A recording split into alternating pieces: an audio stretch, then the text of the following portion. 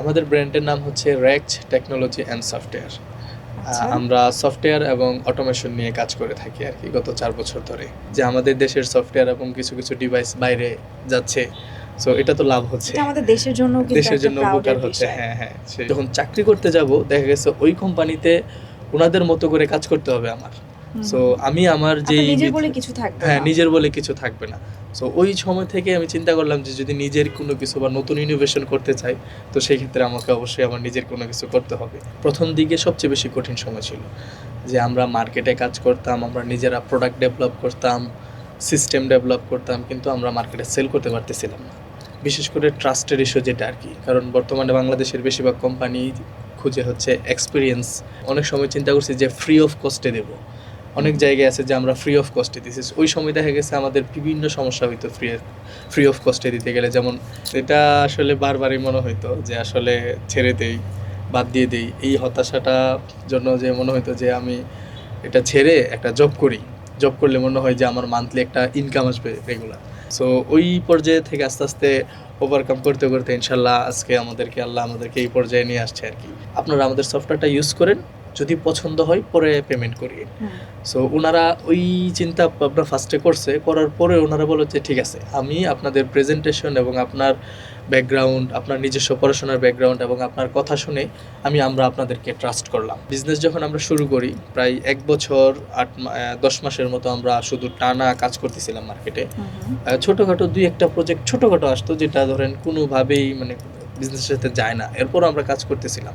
নতুন উদ্যোক্তার ক্ষেত্রে বা আমার যেই ক্ষেত্রে যে প্রথম শুরু করছি যে আমি পারবো না, প্রথম একটু একটু থাকে সবার যে আসলে পারবো না, কিন্তু অ্যাকচুয়ালি আল্লাহ আমার ভিতরে ওইভাবেই কনফিডেন্সটা দিয়ে দিছে যে অ্যাকচুয়ালি কাজ মানে আমি এটা বিলিভ করতাম যে পরিশ্রম করলে পরিশ্রমটা বৃথা যাবে না, হয়তো আজকে হোক বা 2 দিন পরে হোক এটা পেড অফ হবে। সো ওই চিন্তাটা করেই আমি আগাইতেছিলাম। আর নতুন উদ্যোক্তা যারা, তাদের জন্য যদি আমি একটা কথাই বলা, যেটা আমি বলি, অনেক সময় সবাই এই কথাটা বলে যে লেগে থাকা। আর সবথেকে বড় স্বপ্ন হচ্ছে আমার, যেটা হচ্ছে আমাদের যেই কোম্পানিটাকে একটা ভালো একটা স্টেজে নিয়ে যাওয়া। যেমন হচ্ছে এখন যেই ক্লায়েন্টগুলো আছে সার্ভ করতেছি, এবং দেশের যত প্রবলেম আছে আমাদের ডিফেন্স সেক্টরে বা মানে যেই জিনিসগুলোতে বাংলাদেশ অনেক পিছিয়ে আছে। যেমন ওয়ার্ল্ডের কথা যদি চিন্তা করি, দেখা গেছে প্রত্যেকটা দেশের নিজস্ব টেকনোলজি কোম্পানি থাকে, যে কোম্পানি তাদের নিজের দেশের যে টেকনোলজিক্যাল ইস্যুগুলো আছে, যেমন ডিফেন্সের ইস্যু আছে, তারপর আরও যে ইস্যুগুলো আছে, বিশেষ করে অনেক থাকে। সো ওই ইস্যুগুলা সলভ করতেছে নিজেদের কোম্পানি।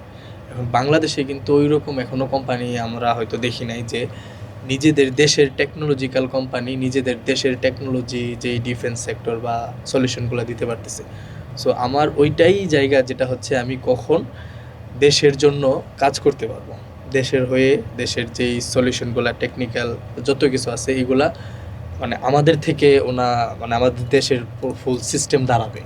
সো ওইটার জন্য আমার বেশি চিন্তা ভাবনা আর কি। আমি জিনিসগুলো ডেভেলপ করতেছি, ডেভেলপমেন্ট নিয়ে কাজ করতেছি, এগুলো ডেভেলপ হয়ে গেলে তখন আমাদের টিম কাজ করবে, তখন আমার উপর থেকে বা তাদের থেকে আমার প্রেশার কমে যাবে আর কি। সবাই উদ্যোক্তা হইতে পারে না, তো উদ্যোক্তা হইতে হইলে মানে মিনিমাম কয়েকটা গুণ থাকা লাগে আর কি। যেমন স্কিলনেস, ছোটোখাটো স্কিলনেস প্রয়োজন হয়, একটু ব্যবসার লাভ ক্ষতি এবং হিসাব নিকাশ একটু বুঝতে হয়। যদি এই বেসিক জিনিসগুলা যদি তার ভিতরে থাকে, সে ইনশাল্লাহ উদ্যোক্তা হওয়ার জন্য আর কোনো বাকি থাকে না। স্কিল শুধু থাকলে হবে না, এবং ভাগ্য থাকতে হবে, কারণ ভাগ্যটা তো সরাসরি আল্লাহর উপর থেকে আসে। আপনার ক্ষেত্রে কোনটা কাজ করেছে? আমার ক্ষেত্রে দুইটাই হয়েছে। সো আমার যেমন স্কিল যতটুকু আছে, স্কিলের সাথে মানে উপরওয়ালার ডাইরেক্টও হাত আছে, কারণ অনেকে দেখা গেছে স্কিল ছাড়াও অনেক কিছু করতে পারতেছে, করে ফেলতেছে আঙ্গুল ফুলে কলা গাছ। এটা আমার নিজের চোখে দেখা। তরুণ উদ্যোক্তা যারা আছে তাদের জন্য আমার যদি পরামর্শের কথা বলি, অ্যাকচুয়ালি হচ্ছে তারা অবশ্যই তাদের যেই সফট স্কিলটা আছে ওই স্কিলটাকে কাজে লাগিয়ে আপনার ওকে ধৈর্য সহকারে লেগে থাকতে হবে বিজনেসে। সো ও যেই বিজনেসটা নিয়ে বা যেই উদ্যোগটা নিয়ে সে মাঠে নামছে, ওইটার শেষ না দেখে ও যেন না ফিরে আসে আর কি। কারণ সে যদি লেগে থাকে সাফল্য আসবেই, আজকে হোক 2 দিন পরে হোক আসবেই, এটা গ্যারান্টি। সে বুয়েট থেকে আসছে, বা বুয়েট থেকে আসছে, আপনি দেখবেন আপনি যখন একজন আমাদের সামনে একজন আইসা দাঁড়ায় যে সে যদি বলে যে আমি বুয়েট থেকে পড়াশোনা করে আসছি, সো মোটিভ আমাদের চেঞ্জ হয়ে যায় যখন ভালো একটা ভার্সিটি বা বড় ভার্সিটি থেকে আসে। প্রাতিষ্ঠানিক বলতে এক্সপিরিয়েন্স বলতে যেটা বলবো যে বই আমাদের রাস্তা দেখায় জাস্ট অনলি, যে আমরা বই যে উপকার এত বেশি আবার এত কম এটাও না। রাস্তা কি যে আমরা অ্যাকচুয়ালি থিওরিটিক্যাল যেটা পড়ে আসি এটা যদি আমরা বাস্তবে যদি অ্যাপ্লাই না করতে পারি, অ্যাপ্লাই করাটা যদি না বুঝি, তাহলে আমার কোনো লাভ নাই। পড়াশোনাটা যে হাই সিজিবি, আমি থিওরিটিক্যালি আমি সিজিবি আউট অফ 4 বা 9.5 3.95 পেয়ে আসলাম, 9+ পেয়ে আসলাম, এটা থিওরিটিক্যালি পেয়েছি। কারণ এটাকে আমি অ্যাজ এ ইঞ্জিনিয়ার হিসাবে বা আমরা যে একজন অনার্স হিসাবে আমি যদি এটা অ্যাপ্লাই করতে না পারি বাস্তবে, তাহলে তো এটা আর লাভ হইলো না। আমরা যখন ইন্টার্নশিপটা নেই, আমাদের এখানে কিন্তু অ্যাপ্লাই করে বড় বড় কোম্পানি, ইউনিভার্সিটি, ছোটো ইউনিভার্সিটি, সব জায়গায়। তখন ওদের টেন্ডেন্সি থাকে, আমার একটা টেন্ডেন্সি ওদেরকে জাস্ট প্রথম যখন আমরা ওরিয়েন্টেশন করি, প্রথমে আমরা বলে দিই যে আসলে ইন্টার্নশিপে আসছেন আপনারা টাকার চেয়ে আপনারা আর লার্নিংটা শিখেন। লার্নিং করার পরে আপনারা আর্নিংয়ের চিন্তা করেন। সবার ভ্যাকেন্সি আছে, কিন্তু স্কিলফুল মানুষ পাচ্ছে না।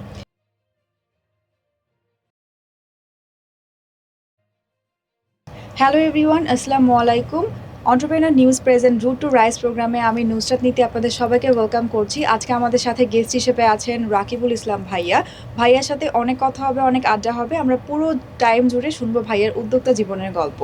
ভাইয়া আসসালামু আলাইকুম। ওয়ালাইকুম আসসালাম। কেমন আছেন? আলহামদুলিল্লাহ, আপনি কেমন আছেন? আচ্ছা, আলহামদুলিল্লাহ ভালো আছি। শুরুতে আপনার ব্র্যান্ডের নামটি একটু আমাদের অডিয়েন্সকে যদি বলতেন। আমাদের ব্র্যান্ডের নাম হচ্ছে রেক্স টেকনোলজি অ্যান্ড সফটওয়্যার। আচ্ছা। আমরা সফটওয়্যার এবং অটোমেশন নিয়ে কাজ করে থাকি আর কি গত 4 বছর ধরে। এবং আমাদের কোম্পানিতে সফটওয়্যারের ডিপার্টমেন্ট আলাদাভাবে কাজ করে সফটওয়্যার নিয়ে, এবং অটোমেশনের ডিপার্টমেন্ট আলাদাভাবে অটোমেশন নিয়ে কাজ করে। সেই সাথে আমরা রোবোটিক্স নিয়েও কাজ করতেছি বেশ কিছুদিন ধরে। গ্রেট। আপনার এই যাত্রা কিভাবে শুরু হয়? আমার যাত্রাটা শুরু হয় ইউনিভার্সিটির সেকেন্ড ইয়ার লাইফ থেকে। আমি তখন আমার বিভিন্ন স্যারদের সাথে আমরা প্রজেক্টে কাজ করতাম আর কি। সো প্রজেক্টে কাজ করতে করতে দেখা গেছে স্যাররা আমাদের বিভিন্ন কোম্পানিতে পাঠাইতো। সো ওই কোম্পানিদের সাথে আমরা বিভিন্ন আইওটি প্রজেক্ট, সফটওয়্যার প্রজেক্ট, এই টাইপের প্রজেক্ট নিয়ে কাজ করি। কাজ করতে করতে পরে আমার মনে হয় যে কিছু কিছু সেক্টরে, যেমন হচ্ছে আইওটি এবং অটোমেশন সেক্টরে, আমাদের বাইরে থেকে কিছু ডিভাইস এবং সফটওয়্যার সিস্টেম পারচেস করা লাগতেছে। সো ওই সময় আমাদের দেখা গেছে চিন্তাটা আসছে যে যখন পারচেস করতেছি, তখন দেখা যায় আমাদের দেশের থেকে ডলার ট্রান্সফার হচ্ছে বিদেশে এবং খরচও বেশি লাগতেছে। তো ওই সময় চিন্তা হয়েছে যে যদি এই জিনিসগুলো যদি আমরা প্রোভাইড করতে পারি, হ্যাঁ নিজেরা প্রোভাইড করতে পারি, তাহলে খরচও কম যাবে এবং আমাদের দেশেও টাকাও থেকে যাবে আর কি, দেশের মধ্যে আর কি। এবং সেই সাথে আমরা দেখা গেছে আমরা এই জিনিসগুলো যদি ভালো করে করতে পারি, যখন এখন হচ্ছে যে আমাদের দেশের সফটওয়্যার এবং কিছু কিছু ডিভাইস বাইরে যাচ্ছে, সো এটা তো লাভ হচ্ছে, আমাদের দেশের জন্য উপকার হচ্ছে। হ্যাঁ চাইলে তো চাকরিও করতে পারেন, তাহলে বিজনেস কেন? এটা একটা আসলে টাফ কোয়েশ্চেন। চাকরির জন্য আমরা অফার পাইছিলাম, আমি কয়েকটা কোম্পানি থেকে ভালো ভালো পোস্টের জন্য চাকরি পাইছিলাম, কিন্তু চাকরির ক্ষেত্রে দেখা যায় যে নিজের যে স্বাধীনতাটা এবং নিজের মতো করে যে কাজ করাটা এবং নিজের ভিতরে যে ফ্রিডমটা এবং আমার ভিতরে যেই জিনিসগুলো আছে, যেমন কিছু কিছু ইনোভেটিভ আইডিয়াগুলো আছে, ওই আইডিয়াগুলো আমি এক্স্যাক্টলি অন্য কোম্পানিতে আমি করতে পারবো না, এক্সপ্লোর বা ইনোভেশন করতে পারবো না। কারণ যখন চাকরি করতে যাব, দেখা গেছে ওই কোম্পানিতে ওনাদের মতো করে কাজ করতে হবে আমার। সো আমি আমার নিজের বলে কিছু থাকবে না। নিজের বলে কিছু থাকবে না। সো ওই সময় থেকে আমি চিন্তা করলাম যে যদি নিজের কোনো কিছু বা নতুন ইনোভেশন করতে চাই, তো সেই ক্ষেত্রে আমাকে অবশ্যই আমার নিজের কোনো কিছু করতে হবে। খুবই সুন্দর চিন্তা ভাবনা। শুরুর সময় আপনার সবথেকে বড় চ্যালেঞ্জ কোনটা ছিল? শুরুর সময় সবচেয়ে বড় চ্যালেঞ্জ ছিল আমাদের প্রথম হচ্ছে যে ফাইন্যান্সিয়াল, সেকেন্ড হচ্ছে আমাদের আমার নিজের যে সাপোর্ট, মার্কেটিং সাপোর্ট এবং বিজনেস সাপোর্ট, এই দুইটা বেশি চ্যালেঞ্জিং ছিল আর কি। আপনি কি একা সবকিছু মেইনটেইন করছেন? না, আমি একা মেইনটেইন করতে, একটা বিজনেস করতে হলে একা মেইনটেইন করা খুবই টাফ। সো আমাদের কতটুকু সময় দিতে হয় আপনাকে? এখন সময় যদি চিন্তা করি, আমার দেখা গেছে প্রায় 16 থেকে 18 ঘন্টা বা 14 ঘন্টা তো মিনিমাম সময় লাগে আমার, সবসময় কাজ করা লাগে। আর প্রথম থেকে যেটা বললাম যে শুরু থেকে যে আমাদের সাথে ছিল যে 3 জন ছিল আমরা, আমার মধ্যে হচ্ছে আমার বড় ভাই ছিল, আমার আরেকজন ভাই আছে, আমার মানে নিজের সবচেয়ে কাছের মানুষ, একসাথে ছিলাম নাসিরউদ্দিন ভাই, উনিও ছিল। এই একসাথে কাজ করতে, উনি বিজনেস, আমি টেকনিক্যাল বা টেকনোলজি, আর মহিউদ্দিন ভাই হচ্ছে আমাদের হচ্ছে যেই স্ট্র্যাটেজিক্যাল এবং ফাইন্যান্সিয়াল যে সাপোর্টগুলো, সব কিছু মিলেই আমরা এইভাবে আস্তে আস্তে গ্রো আপ করা শুরু করি আর কি। আচ্ছা, পুরো বিজনেস টাইমে সব থেকে কঠিন সময় কোনটা ছিল এবং সেটা কিভাবে আপনি পার করেছেন? আচ্ছা, বিজনেসের সবচেয়ে কঠিন সময়টা ছিল আমাদের বিজনেসের প্রথম দিকে এবং মাঝামাঝি দিকে আর কি। প্রথম দিকে সবচেয়ে বেশি কঠিন সময় ছিল, যে আমরা মার্কেটে কাজ করতাম, আমরা নিজেরা প্রোডাক্ট ডেভেলপ করতাম, সিস্টেম ডেভেলপ করতাম, কিন্তু আমরা মার্কেটে সেল করতে পারতেছিলাম না। বিশেষ করে ট্রাস্টের ইস্যু যেটা আর কি, কারণ বর্তমানে বাংলাদেশের বেশিরভাগ কোম্পানি খুঁজে হচ্ছে এক্সপিরিয়েন্স পার্সন অথবা এক্সপিরিয়েন্স কোম্পানি। সো আমরা ভালো প্রোডাক্ট তৈরি করতে পারতেছিলাম, ভালো ট্রাস্ট ক্রিয়েট করতে পারতেছিলাম না। সো তখন আমরা কি করতাম, তখন আমরা চিন্তা করলাম যে যেহেতু আমরা এই স্ট্র্যাটেজি দিতে পারতেছি না, তখন আমরা শুরু করছি, চিন্তা ভাবনা করছি যে আমরা প্রাইস কম দেব, এবং অনেক সময় চিন্তা করছি যে ফ্রি অফ কস্টে দেব। অনেক জায়গায় আছে যে আমরা ফ্রি অফ কস্টে দিচ্ছি, ওই সময় দেখা গেছে আমাদের বিভিন্ন সমস্যা হইতো ফ্রি অফ কস্টে দিতে গেলে। যেমন একটা হচ্ছে যে ফ্রি অফ কস্টে দিতে গেলে তারা বলতো যে আমাদের এইভাবে ডিজাইন করে দিতে হবে, অর্থাৎ ওনাদের মতো করে। তো তারপরও আমরা রাজি হইতাম যে ঠিক আছে, আপনাদের মতো করে আমরা ডিজাইন করে দেবো, তারপরও আপনাদের প্রোডাক্টগুলো আপনারা ইউজ করেন। তখন আর আস্তে আস্তে ওনারা যখন ইউজ করতে শুরু করে, তখন দেখা যায় যে ওনারা অন্যান্য প্রোডাক্ট এবং অন্যান্য সফটওয়্যার থেকে আমাদেরটার মধ্যে বেশি ওনাদের পজিটিভ ভাইব, পছন্দ এবং ওনাদের সাকসেস আসতেছে। ওনাদের যা যা চাইতেছিল তাই করতে পারতেছে সফটওয়্যার এবং অটোমেশনের মাধ্যমে আর কি। হতাশায় পড়েছেন কখনো? হ্যাঁ, হতাশাই তো তখন ছিল যে অ্যাকচুয়ালি যখন কাজ পাচ্ছিলাম না, কাজ করতেছি মার্কেটে, কাজ পাচ্ছি না, কাজ না পাওয়া মানে হচ্ছে আমাদের মানে অনেক কিছুই ডাউনফল থাকে। সো ওই সময়ই বেশিরভাগ আমাদের হতাশাটা ছিল। এই হতাশা থেকে কখনো মনে হয়েছে যে ধুর আর কাজই করব না, বাদ দিয়ে দেই, যা হয় হবে? হ্যাঁ, এটা আসলে বারবারই মনে হইতো যে আসলে ছেড়ে দেই, বাদ দিয়ে দেই। এই হতাশাটা জন্য যে মনে হইতো যে আমি এটা ছেড়ে একটা জব করি, জব করলে মনে হয় যে আমার মান্থলি একটা ইনকাম আসবে রেগুলার। কিন্তু ওইটা তখন এমন সময় ছিল যে এই সময়টা ধরেন আমরা অনেকটা পথ আগাই গেছি, প্রোডাক্ট এবং সিস্টেম অনেক ডেভেলপ করে ফেলছি। তখন তখন ব্যাক আসার সুযোগ হ্যাঁ, নেই। ব্যাক আসার সুযোগ নাই। আবার আমার ভিতরে একটা কনফিডেন্স ছিল যে হতাশা যতই থাকুক, ইনশাল্লাহ আল্লাহর রহমতে আমি এটাকে ওভারকাম করতে পারবো, এটা আর কি। সো ওই পর্যায়ে থেকে আস্তে আস্তে ওভারকাম করতে করতে ইনশাল্লাহ আজকে আল্লাহ আমাদেরকে এই পর্যায়ে নিয়ে আসছে আর কি। আপনার বিজনেসের সব থেকে বড় টার্নিং পয়েন্ট কোনটা ছিল? আমাদের বিজনেসের মধ্যে সবচেয়ে বড় টার্নিং পয়েন্ট, একটা অনেক বড় টার্নিং পয়েন্ট আছে, যেটার অবদান না বললেই নয়। এবং আমরা যখন হতাশাগ্রস্ত অবস্থায় আমরা সময় পার করতেছি, মার্কেটিং করতেছি, ফ্রি অফ কস্টে প্রোডাক্ট সফটওয়্যার দিচ্ছি, সো ওই সময়ের মধ্যে আমাদেরকে একটা ইন্টারন্যাশনাল এনজিও আমাদেরকে খুবই ট্রাস্ট করে। অর্থাৎ আমরা যেই প্রেজেন্টেশনটা ওনাদেরকে দেই, এবং প্রেজেন্টেশনের সাথে ওটা ছিল সফটওয়্যার একটা প্রজেক্ট, পিক একটা প্রজেক্ট। আমরা প্রেজেন্টেশনের সময় ওনাদেরকে অফার করছি যে আপনারা আমাদের সফটওয়্যারটা ইউজ করেন, যদি পছন্দ হয় পরে পেমেন্ট করিয়ে। সো ওনারা ওই চিন্তা ভাবনা ফার্স্টে করছে, করার পরে ওনারা বলে যে ঠিক আছে, আমি আপনাদের প্রেজেন্টেশন এবং আপনার ব্যাকগ্রাউন্ড, আপনার নিজস্ব পড়াশোনার ব্যাকগ্রাউন্ড এবং আপনার কথা শুনে আমরা আপনাদেরকে ট্রাস্ট করলাম। সো তখন থেকে একটা টার্নিং পয়েন্ট হয় কিভাবে, যে ওই প্রজেক্টটা ছিল একটু ভালো অ্যামাউন্টের বড় প্রজেক্ট ছিল। সো এটা তো জানেন, বড় প্রজেক্ট হইলে আমাদের প্রথম সাফল্য কি ওইটাই ছিল? হ্যাঁ, প্রথম সাফল্যে আমরা যদি ধরতে চাই তাহলে ওইটাই ধরা যায় আর কি, প্রথম সাফল্য। কেমন লেগেছিল প্রথম সাফল্য পাওয়ার পরে? এটা সবচেয়ে বেশি আমরা 3 ভাইয়ের সবচেয়ে বেশি ভালো লাগছে আর কি। এটা কবে পেয়েছিলেন বিজনেসের, কতদিন পরে?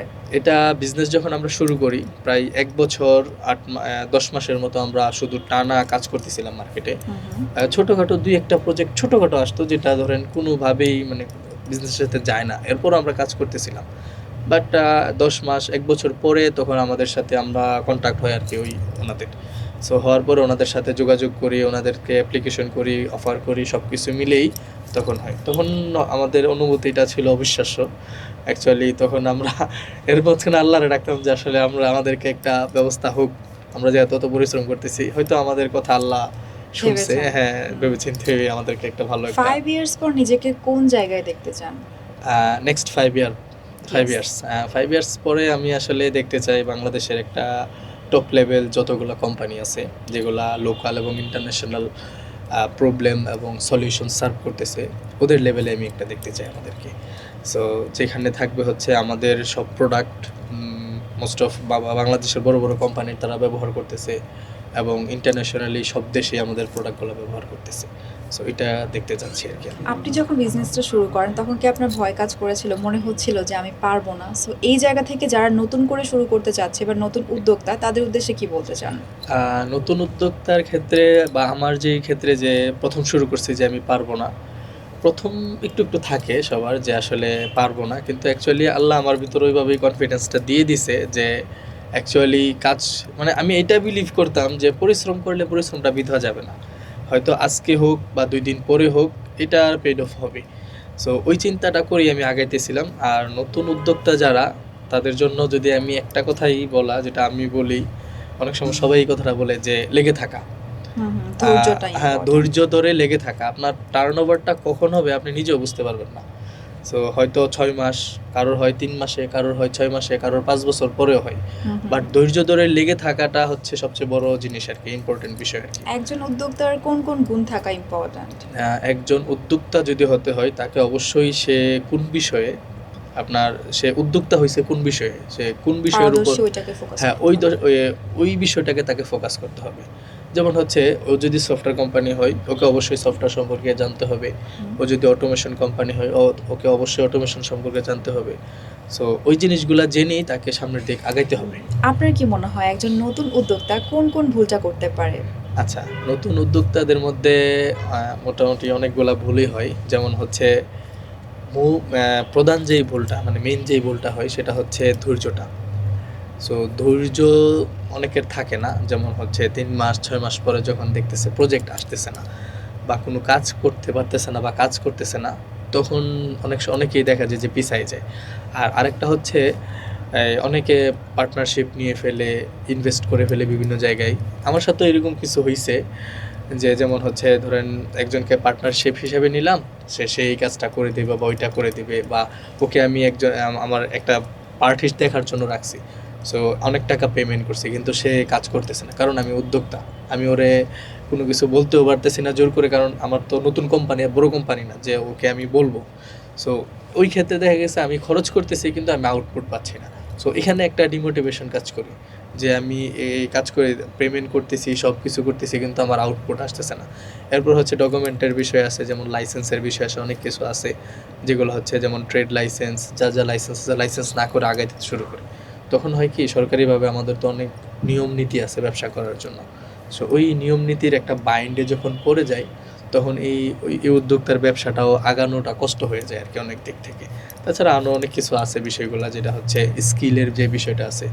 দেখা গেছে আমি একটা শুনলাম যে সফটওয়্যার বিজনেসে ভালো ইনকাম করা যাচ্ছে, যা দ্রুত আগানো যাচ্ছে। এখন আমিও নেমে গেলাম সফটওয়্যার বিজনেসে। ঝোঁকে পড়ে অনেকে অনেক হ্যাঁ, ভুল করে এক্স্যাক্টলি, এটা। ঝুঁকে পড়ে। সো এই জিনিসটা হইলেও দেখা গেছে অনেক ভুল হয়ে যায়, কারণ উদ্যোক্তা মানে হচ্ছে যে আপনাকে অবশ্যই নতুন কোনো কিছু নিয়ে আসতে হবে বা যেই জিনিসটা এক্সিস্টিং চলতেছে এটাকে মডিফাইড ভার্সনে নিয়ে আসতে হবে। আদারওয়াইজ ধরেন আপনি আগাইতে একটু কষ্ট হয়ে যাবে। টাকা নাকি সম্মান, কোনটা আপনার কাছে ইম্পর্ট্যান্ট? আমার কাছে দুইটাই ধরা যায়, তবে সবচেয়ে ফার্স্ট প্রায়োরিটিতে রাখবো হচ্ছে সম্মান আর কি। আচ্ছা আচ্ছা। সো আপনার কি মনে হয় যে একটা জিনিস জিজ্ঞেস করবো যে আপনার সব থেকে বড় স্বপ্ন কি, যেটা আপনাকে রাত্রে ঘুমাতে দেয় না?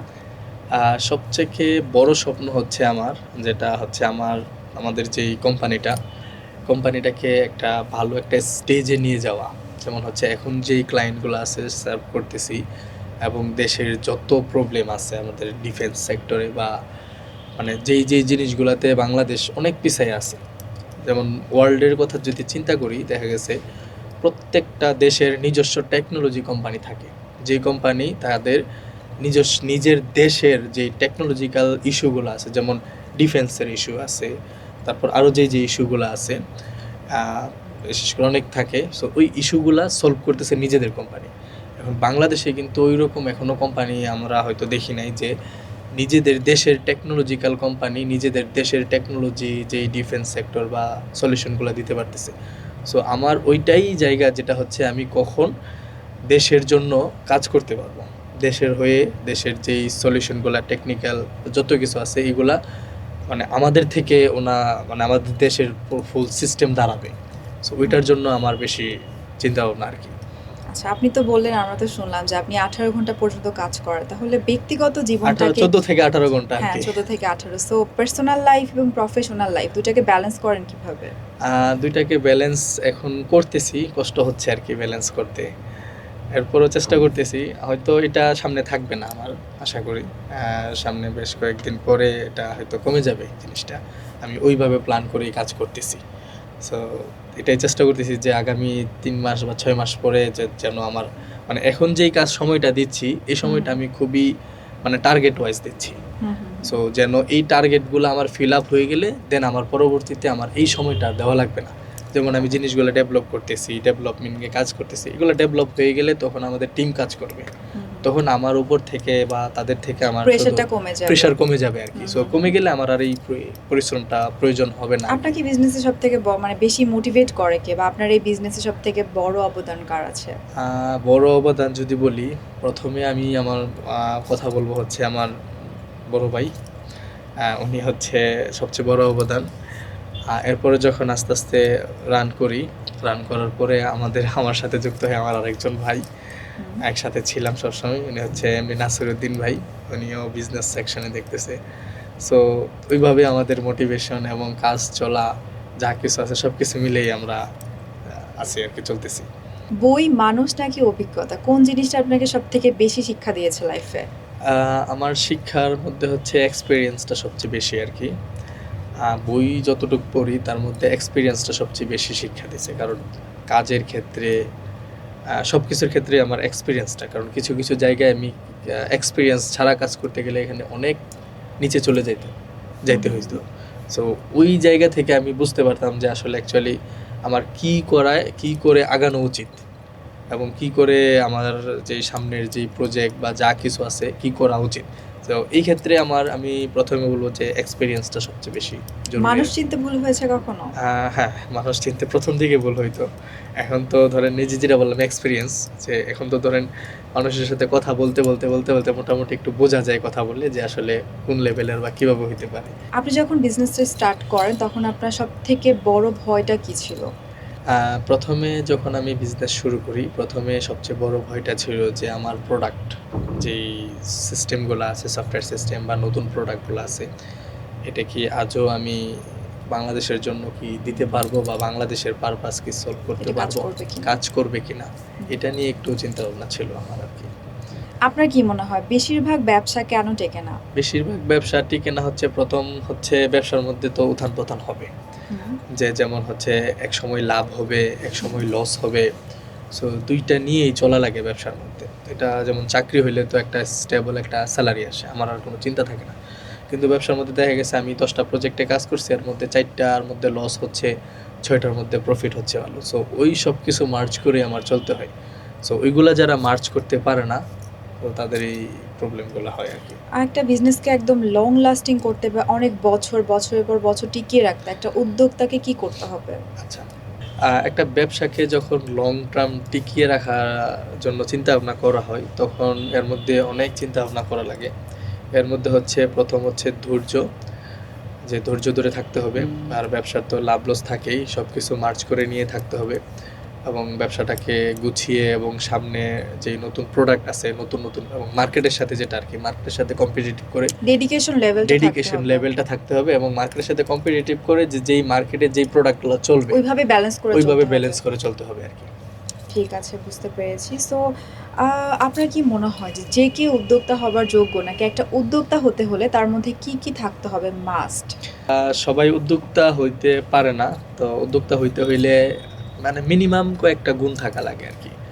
যেমন ছোটোখাটো স্কিলনেস প্রয়োজন হয়, একটু ব্যবসার লাভ ক্ষতি এবং হিসাব নিকাশ একটু বুঝতে হয়।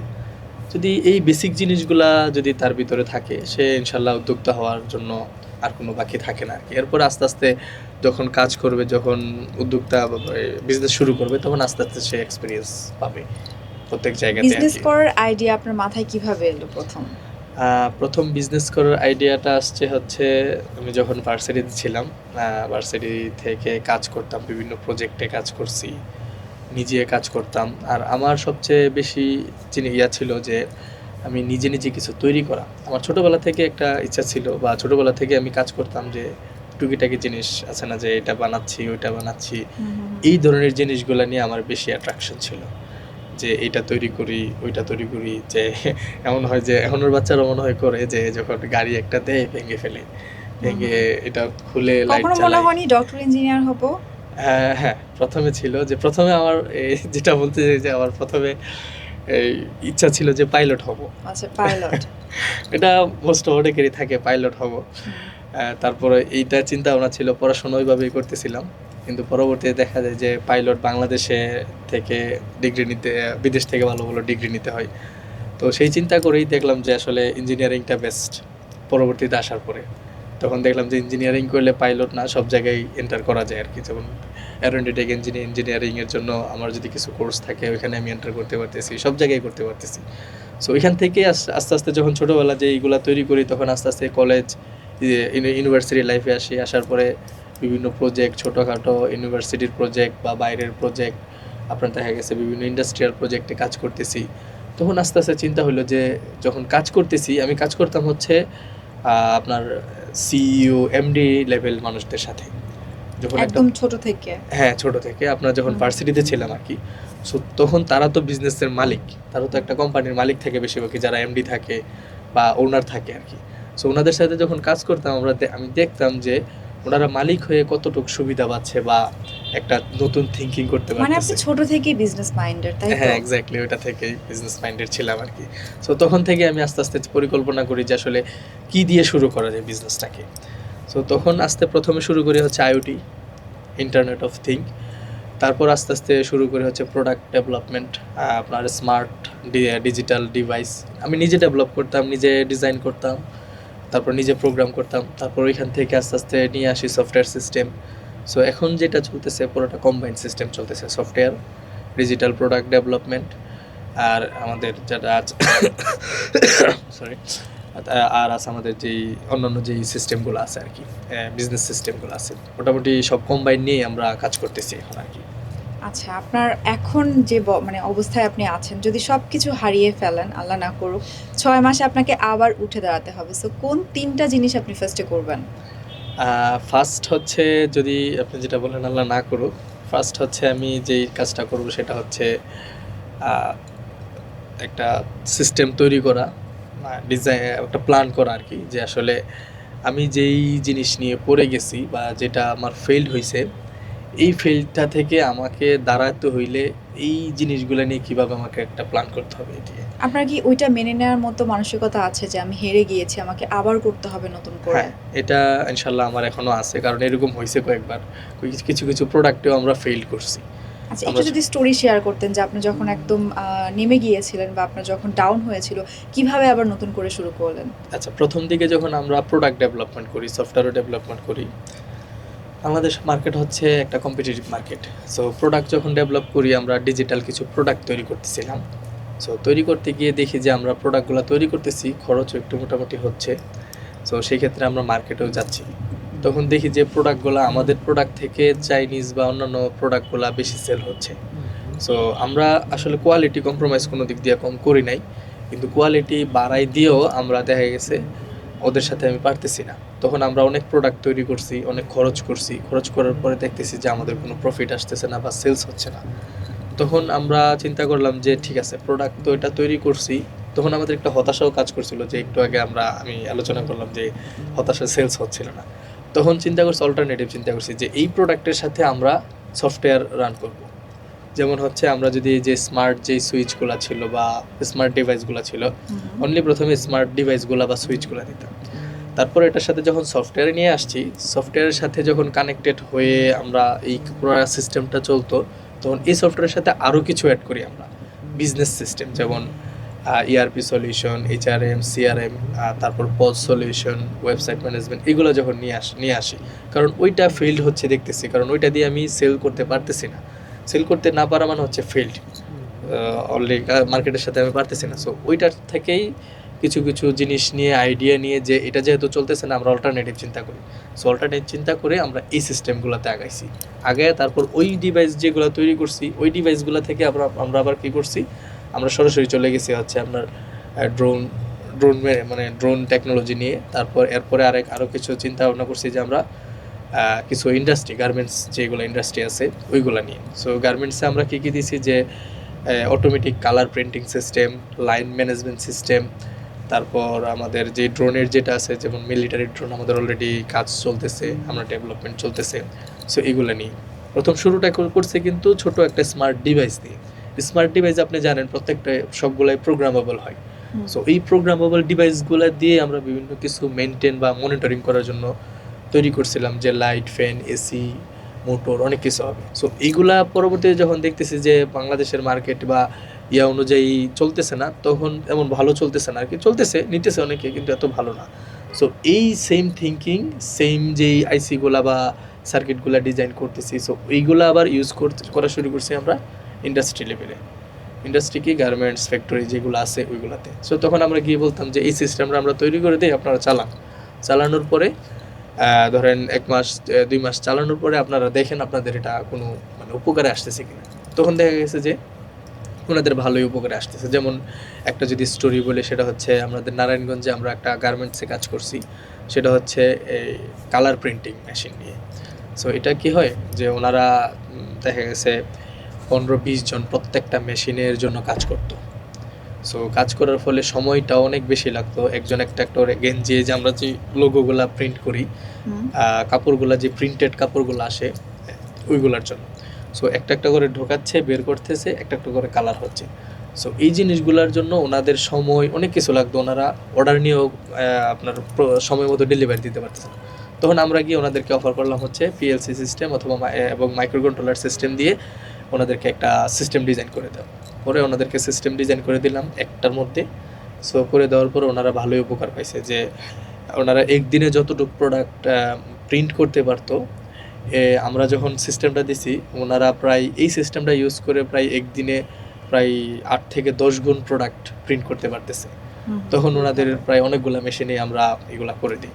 ঠিক লজিক কিন্তু আসছে আমার এই যে ওই ফিল্ড থেকে। ফিল্ড কোনটা, ওই যে আমরা যে ডিজিটাল ডিভাইস দিছি, প্রোগ্রামেবল ডিভাইস, ওই লজিকটাই কিন্তু আমরা এখানে ইউজ করছি। বিজনেস তো আরো ছিল, মানে হঠাৎ করে এই জিনিসের উপর এত ঝোঁক কিসের জন্য? আমার ব্যাকগ্রাউন্ড হচ্ছে, যখন আমি তো বললাম যে ইউনিভার্সিটি লেভেল থেকে, আসলে আমার ব্যাকগ্রাউন্ড হচ্ছে এই লেভেল থেকে। যেমন হচ্ছে আমি হচ্ছে ইঞ্জিনিয়ার। ও আচ্ছা, ওই জায়গা থেকে হ্যাঁ, ওই জায়গা থেকে আসছে। আমি হচ্ছে আপনার ত্রিপলিতে ইঞ্জিনিয়ারিং করে আসছি।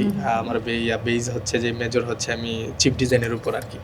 সো চিপ ডিজাইনের উপর ওইখানে তো আমাদের ফিল্ডই তো এটা, অটোমেশন, রোবোটিক্স সিস্টেম, এগুলাই তো ডিজাইন করা আমাদের ফিল্ড। সো ওইটা থেকে আমাদের চলে আসছে আর কি ডিজাইন আচ্ছা আচ্ছা, লাইফে কখনো ভুল মানুষকে বিশ্বাস করে ক্ষতির সম্মুখীন হয়েছেন? হ্যাঁ, এটা হয়েছে, কয়েকবার হয়েছে। এটা কি বিজনেসের ক্ষেত্রে? হ্যাঁ, বিজনেসের ক্ষেত্রেই হয়েছে আমার।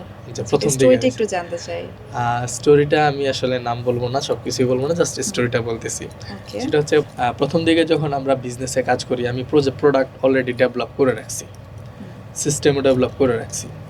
এখন আমার সাথে ধরেন প্রোডাক্টটা তো আমাদেরকে অবশ্যই মার্কেটে দিতে হবে, কাস্টমার কনজিউমার লেভেলে নিতে হবে প্রোডাক্টটা। তখন আমি যখন এটা নিয়ে চিন্তা ভাবনা করতেছি, আমি আমাদের পরিচিত, আশেপাশে পরিচিত, অথবা আমার ফ্রেন্ডের মাধ্যমে পরিচিত বা বড় ভাইদের মাধ্যমে পরিচিত অনেকের সাথেই পরিচয় হয়। সবাই আশ্বাস দিত যে হ্যাঁ ঠিক আছে, আমি এটা তোমাদেরকে করে দেব, বা তোমাকে এই জিনিসটা ওই জায়গায় সেল করে দিব, বা তুমি আমার সাথে, হ্যাঁ আশা দেখাতো, তুমি আমার সাথে পার্টনার হইলে তোমাকে আমি এই জিনিসগুলো করব। এখন পার্টনার হইলে কি চাইতো ওরা পার্টনার হইলে চাইতো যে ওদের একটা ভালো একটা প্রফিট চাইতো, যেটা ধরেন আমি নিজে ডেভেলপ করেও এই প্রফিটটা করতে পারবো না, মানে কাইন্ড অফ ওনারই রাজত্ব। এখন আমি চিন্তা করতাম যে যেহেতু পার্টনার আপনি হবেন, বা আপনি এই দিকে সাপোর্ট দিবেন, অ্যাটলিস্ট আপনার যতটুকু প্রাপ্য ততটুকু আপনি নেন, অথবা 50-50-তে আসেন, এরকম চিন্তা ভাবনা আমার ছিল। কিন্তু মোস্ট অফ টাইমে দেখা গেছে এরকম যে ওনারাই সব কিছু করবে, ওনারাই করবে, জাস্ট আমি এজ এ শোকেস হিসাবে থাকবো আর কি। আর অন্য ক্ষেত্রে যে টাকা পয়সার ক্ষেত্রে যেটা বলি, এরকম হয়েছে আমার সাথে যে দুইজন আমার সাথে কাজ করতেছে, ওনাদেরকে আমি এত টাকা দিব, উনি আমার এই কাজটা করে দিবে। উনি টাকা নিত ঠিকই, কিন্তু আমাকে কাজ করতো না। উনি আমাকে ভুলভাল বুঝাইতো যে হ্যাঁ এটার জন্য হয় নাই, ওটার জন্য হয় নাই। পরবর্তীতে দেখা গেছে উনি আমাকে আরো ডিমান্ড করতো। সো ডিমান্ডের শেষ থাকে না। কখনো অনেক বড় লস হয়েছে আপনার, মানে একটা বিগ অ্যামাউন্ট, যে না আমার এই অ্যামাউন্টটা লস হয়েছে? বিগ অ্যামাউন্ট বলতে মোটামুটি লস হয়েছে না যে তা না, বিভিন্ন প্রজেক্টেই লস হয়েছে। তবে ওইটা রিকভার করা গেছে। এবং ব্যবসা করার শুরুর ক্ষেত্রে একটু লস যাবেই, ইনভেস্ট যাবে, এটাকে আমি ইনভেস্ট হিসাবে ধরে নিছি আর কি, আমার যে লসটা আছে। আপনি কি মনে করেন ভাগ্য নাকি স্কিল একটা মানুষকে সাকসেসের জন্য কোন জিনিসটা বেশি ইম্পর্ট্যান্ট? দুইটাই ইম্পর্টেন্ট। স্কিল শুধু থাকলে হবে না এবং ভাগ্য থাকতে হবে, কারণ ভাগ্যটা তো সরাসরি আল্লাহর উপর থেকে আসে। আপনার ক্ষেত্রে কোনটা কাজ আমার করেছে? ক্ষেত্রে দুইটাই হয়েছে। সো আমার যেমন স্কিল যতটুকু আছে, স্কিলের সাথে মানে উপরওয়ালার ডাইরেক্টও হাত আছে, কারণ অনেকে দেখা গেছে স্কিল ছাড়াও অনেক কিছু করতে করে পারতেছে, ফেলে। করে ফেলতেছে, আঙ্গুল ফুলে কলা গাছ, এটা আমার নিজের চোখে দেখা। আবার অনেকে আছে অনেক পরিশ্রম করতেছে কিন্তু বাট ভাগ্য পড়ে গেছে। সাথ দিচ্ছে না। হ্যাঁ, ভাগ্য সাথ দিচ্ছে না। সো আমি যেটা বলবো আমার সাথে দুইটাই হয়েছে, দুইটাই আছে, যে আমার আল্লাহ যতটুকু আমাকে স্কিল দিচ্ছে আর ভাগ্য তো উনি লিখিয়ে রাখছে যতটুকু আর কি। এটা এখন শুধু আমাদের পরিশ্রম করা আর ভাগ্যের সাথে যোগ হওয়া জিনিসগুলো। আচ্ছা, সফল হওয়ার পথে কি কখনো নিজের নীতি বা মূল্যবোধের সঙ্গে আপোস করতে হয়েছে? হ্যাঁ, মূল্যবোধ এবং নীতির সাথে আপোস করা লাগছে, কারণ কিছু কিছু ক্ষেত্রে দেখা গেছে যে মানে যে জিনিসটা আসলে আমার করাটা ঠিক হবে না, কিন্তু বিজনেসের জন্য বা মূল্যবোধের জন্য এই জিনিসটা বা এই ডিসিশনটা নেওয়া লাগতেছে। রিগ্রেট ফিল হয়েছে কখনো? রিগ্রেট ফিল হয়েছে, যেমন হচ্ছে বিশেষ করে যেমন আমাদের কোম্পানির মধ্যে যারা এমপ্লয়ি আছে কিছু কিছু জায়গার মধ্যে, সফটওয়্যার হোক অটোমেশন হোক, মানে আমরা যেমন আমাকে যেমন সুযোগ দিত একবার দুইবার তিনবার করো, এরপরে না পারলে তো এটা তো আর মানে কোনো কোম্পানি রাখার ইয়া না। সো আমারও তেমনই হয়েছে যে কিছু কিছু প্রজেক্টের ক্ষেত্রে দুই একজন এমপ্লয়ি ছিল, আমি জাস্ট দুই ভাগেই বলি, যে এমপ্লয়ি ছিল, ওনারা চাইলে পারতো কিন্তু আলসামি বা অনেক কিছুর কারণে ওনারা করতেছিল না। তখন আমার মানে এই ক্ষেত্রে আমার একটু রিগ্রেট হয় মনুষ্যত্বর দিকে। যেমন আপনার টিম মেম্বার কতজন? টিম মেম্বার যদি বলি, টিম মেম্বার আমাদের 30+ আছে, সব কিছু মিলে রিমোটলি প্লাস ফুল টাইম। এর মধ্যে অটোমেশনের এক পার্টে কাজ করে, ইন্ডাস্ট্রি বেজ সফটওয়্যারে এক টিম কাজ তাদের করে। বন্ডিংটা কেমন সবার মধ্যে? যদি আপনি আমাদের অফিসে ভিজিট করেন তাইলে দেখতে পারবেন, অ্যাটলিস্ট কাইন্ড অফ তাদের বন্ডিংটা ফ্যামিলির মতো আর কি, নিজেদের। আচ্ছা আচ্ছা, যে এটা আসতেছে, কিভাবে ক্রিয়েট হয়েছে? এটা ক্রিয়েট হওয়ার পিছনে দুইটাই কারণ আছে। একটা হচ্ছে কোম্পানির ফ্যাসিলিটি, আর আরেকটা হচ্ছে ওদের মধ্যে যেই বন্ডিং, যে নিজেদের মধ্যে যে প্রজেক্টের কাজ করার সময় দেখা গেছে একই প্রজেক্টে 4-5 জন কাজ করতেছে। কারণ কাজ করতে করতে তো যেহেতু টিমে কাজ করতেছে সেহেতু একসাথে কাজ করতে করতে কিন্তু একটা বন্ডিং হয়ে যায় অটোমেটিক। সো ওই বন্ডিং হইতে হইতে দেখা গেছে আমাদের মাল্টিপল প্রজেক্ট থাকে। যেমন আমাদের একজন আছে যে হচ্ছে এই প্রজেক্টে কাজ করতেছে, নেক্সট মান্থ থেকে সে আরেকটা টিমে কাজ করতেছে প্রজেক্টে। এরকম হইতে হইতে তাদের নিজেদের মধ্যে একটা বন্ডিং হয়ে যায়। আর আমরা আমাদের কোম্পানি থেকে সবাইকে যে উদ্দেশ্যে আমাদের প্রথম, এবং আমাদের চেয়ারম্যান স্যার বলি, এক্সিকিউটিভ ডিরেক্টর স্যার বলি বা আমার কথা বলি, আমরা প্রথমেই কথা হচ্ছে যে আমরা as a Rex technology and software, আমরা অ্যাজ একটা ফ্যামিলি। সো আমরা সবসময় সবার সাথে ভালো ব্যবহার বা সুন্দরভাবে থাকবো, এবং আমার যদি একটু লসও হয় তাও আরেকজনের সাথে আমরা খারাপ ব্যবহার করবো না, এবং বন্ডিংটা সবসময় বজায় রাখবো আর কি। সো ওই চিন্তা ভাবনা আর কি আমাদের। সবাইকে অ্যাক্টিভ কিভাবে রাখেন এই যে এতজন মেম্বার নিয়ে কাজ করেন? সেটা হচ্ছে যেমন হচ্ছে যার বন্ডিংটা যেভাবে মেনটেন করতেছি আমি, তো সেটা হচ্ছে আমি অলওয়েজ চেষ্টা করি যে আমাদের একজন ইন্টার্নশিপ যারা ঢুকে তাদের থেকে শুরু করে, ইন্টার্নও করে? হ্যাঁ ইন্টার্নশিপও আছে, ইন্টার্নশিপ থেকে যারা শুরু করে তাদের থেকে আমাদের একদম সিনিয়র যারা ইঞ্জিনিয়ার আছে সবার সাথে আমি মিশি। সো অফিসে ঢোকার পরে আমি সবার খোঁজখবর নেওয়ার চেষ্টা করি যদি ফ্রি থাকি, কারোর যদি কোনো প্রবলেম আছে কিনা বা পার্সোনাল হোক বা অফিসিয়াল হোক, সব কিছু নিয়ে একটু আলোচনা করার চেষ্টা করি। তখন তারাও মনোভাব চিন্তা করে যে সিইও ভাই তো আমাদের সাথে দেখা করে কথা বলে। আর আরেকটা হচ্ছে যে অফিসে গেলে যে একটা ভাব থাকে যে আমি এটা সেটা কথাই বলে না। অ্যাকচুয়ালি আমাদের অফিসে ওইটা আমরা যারা ফ্রেন্ডলি এনভায়রনমেন্ট। হ্যাঁ এগুলো মেনটেনই করি না। আমরা এখানে যাই ফ্রেন্ডলি এনভায়রনমেন্টের কথা চিন্তা করি, সবার সাথে মিশে করি, একসাথে বসে খাই, একসাথে বসে একসাথে বাইরে গিয়ে আমরা আনন্দ ফুর্তি করি, সব কিছু মিলেই করি। সো এটার জন্য সবাই নিজে নিজে থেকে, মানে অনেক সময় প্রজেক্টের কাজ ধরেন সারা একটা প্রজেক্টের ধরেন 5 দিন এক সপ্তাহ লাগবে কাজ করতে। সো আমার ডেডলাইন আছে 3 দিন, তখন ওরা নিজে থেকেই অফিসিয়াল টাইম তো কাজ করেই, এবং অফিসিয়াল টাইমের বাইরেও কাজ করে ওরা নিজে থেকে, আমার বলা লাগে না। যদি অফিসে নাও থাকে বাসা থেকে ওরা কাজ করতেছে। সো এটা তো একটা ভালো বা স্পেশাল বন্ডিং ছাড়া তো হবে না এটা। সো ওইভাবে আমরা মেনটেন করি আর কি সবার সাথে। আপনার সাফল্যের গল্পের কোন অংশটা সাধারণ মানুষ জানে না এবং আজকে আপনি অন ক্যামেরায় বলতে চান? এটা আসলে একটা খুবই মর্মান্তিক যে ঘটনা, অ্যাকচুয়ালি বলতে চাই না আপনি। আচ্ছা, সেটা হচ্ছে আমার পড়াশোনাটা বন্ধ হয়ে যাওয়ার রাস্তায় ছিল যখন আমি এসএসসি শেষ করি আর কি, কমপ্লিট করি। তখন আমার আব্বুও চলে আসে বিদেশ থেকে, মানে একটু ক্রাইসিস মোমেন্ট ছিল আর কি। সো ওই সময়টায় আমার বড় ভাইও অনেক কষ্ট করতো, উনি বিদেশ চলে যায় সিঙ্গাপুর। সো ওই জায়গা থেকে উনি অনেক পরিশ্রম করে আমার জন্য টাকা পাঠাইতো, আমার ওইখান থেকে বের করে এনে আমাকে ভালো একটা কলেজে ভর্তি করায়, এবং তাও আমার এলাকার বাইরে কুমিল্লায় নিয়ে আসে। সো এনে আমাকে পলিটেকনিক্যালে ভর্তি করানোর পরে যত খরচ আছে সব কিছুই উনি বহন করে। সো উনি বহন করার সময় আমি একটা জিনিস দেখতাম যে আসলে যখন উনি আমাকে টাকা পাঠাতো মান্থলি, সেমিস্টার ফি আছে, তারপর নিজের খাবার দাবার আছে, অনেক কিছু আছে, উনি নিজে কষ্ট করতো, কিন্তু উনি চেষ্টা করতো যে আসলে ওনার ছোট ভাইকে যেন কষ্ট ভালো না থাকতে হয়, পারে। ভাইটা যেন ভালো থাকে, এবং সে যেন ভালো করে পড়াশোনাটা করতে পারে, করে যেন বড় কিছু হইতে পারে। সো ওনার চিন্তা ভাবনাটা তখন এটা ছিল। সো উনি তখনও চিন্তা করতো যে এটা আমার ছোট ভাই, মানে একটা ছেলেকে যেভাবে আদর করে, পছন্দ করে, বা যা কিছু করে, আমি মনে আপনার হয় যে সাফল্যের পেছনে ওনার অনেক বড় একটা অবদান, হ্যাঁ, কখনো হ্যাঁ। ওনাকে ভুলে যাবেন না তো? আমার তো মনে হয় না, আমি মৃত্যু ছাড়া এটা এটা পসিবল এটা না। অনেকে কিন্তু করে যে যার সাফল্য হওয়ার পরে, সাফল্য মানে সফল হওয়ার পরে যে ব্যক্তির জন্য সে সফল হয়েছে ওই ব্যক্তিকে সে আর মনে রাখে না। হ্যাঁ, তা আপনার ক্ষেত্রে কখনো এরকম হবে যে আপনি আপনার ভাইকে ভুলে গিয়েছেন বা ভাইয়ের সাথে দ্বন্দ্ব বা ঝামেলা এরকম কখনো এরকম সম্ভাবনা আছে? না, আমি আমার দিক থেকে একদম যদি ক্লিয়ার করে বলি, মানে আল্লাহ যতদিন আমাকে দুনিয়ায় বাঁচিয়ে রাখছে, আমি কখনোই, আমার মনে হয় না আমি পারবো যে ভাইয়ের সাথে আমি একটা খারাপ বিহেভ বা একটা করে মানে দ্বন্দ্বের পথে যাওয়া। কারণ হচ্ছে উনি এখন পর্যন্ত দ্বন্দ্ব হওয়ার জন্য কিছু বলেও না আমাকে। এই যে অনেকে আছে যে সফল হওয়ার পরে নিজে থেকে একটা দ্বন্দ্ব করার চেষ্টা করে, যে একটু আলাদা হয়ে যায় বা কোনো কিছু, বা ওই দিক থেকেও প্রেশার আছে। বাট আমার বাড়ি থেকে তো আসেই না, আর আমার থেকেও আমার মনে হয় না হবে এই জিনিসটা। এই যে একটা মানুষ আপনাকে ছায়া দিচ্ছে বট গাছের মতো, এই মানুষের জন্য আপনি অন ক্যামেরা আজকে কি বলতে চান? অন ক্যামেরায় তো সব, যেটা কখনোই তাকে বলেননি, আজকে উনি আপনার ভিডিওটা দেখবে। ওনাকে আসলে সবচেয়ে যেটা হচ্ছে, আমি ওনাকে অনেক ভালোবাসি।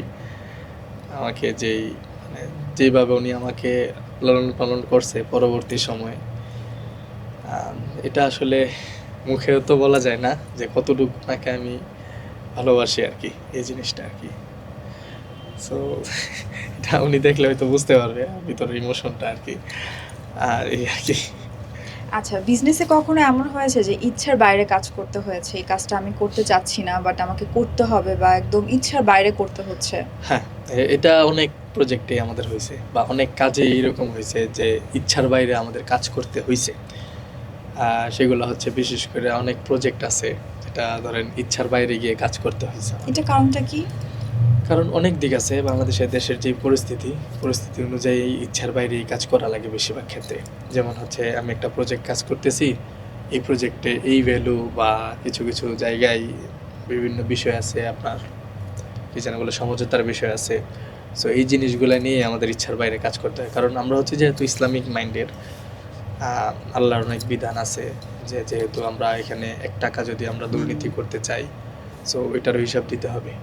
কিন্তু এই জায়গাগুলোতে দুর্নীতি দেওয়া, মানুষ কি এটা ভাবে ভাইয়া সফল হওয়ার পরে বা একটু টাকা পয়সা হওয়ার পরে মানুষ কি ভাবে যে আসলে আমরা এটা হারাম এটা হালাল, এটা কি আসলে চিন্তা করে? এটা মানুষ ভাবে না ভাবে, এটা এটা অনেকেই ভাবে না, কিন্তু আসলে আমাদের ভাবতে হবে। দুনিয়াতে যেহেতু আসছি, আমাদেরকে অবশ্যই হালাল হারাম বেছে চলতে হবে। তবে যেটা একটু আগে বললেন যে ইচ্ছার বাইরে এগুলা করা লাগে, ইচ্ছার বাইরে কিছু কিছু কাজ করা লাগে, যেটা না করলে নয়। যেটা বললাম যে আপনার হারাম খাওয়া আর হারাম দেওয়া কি একই কিন্তু মোটামুটি।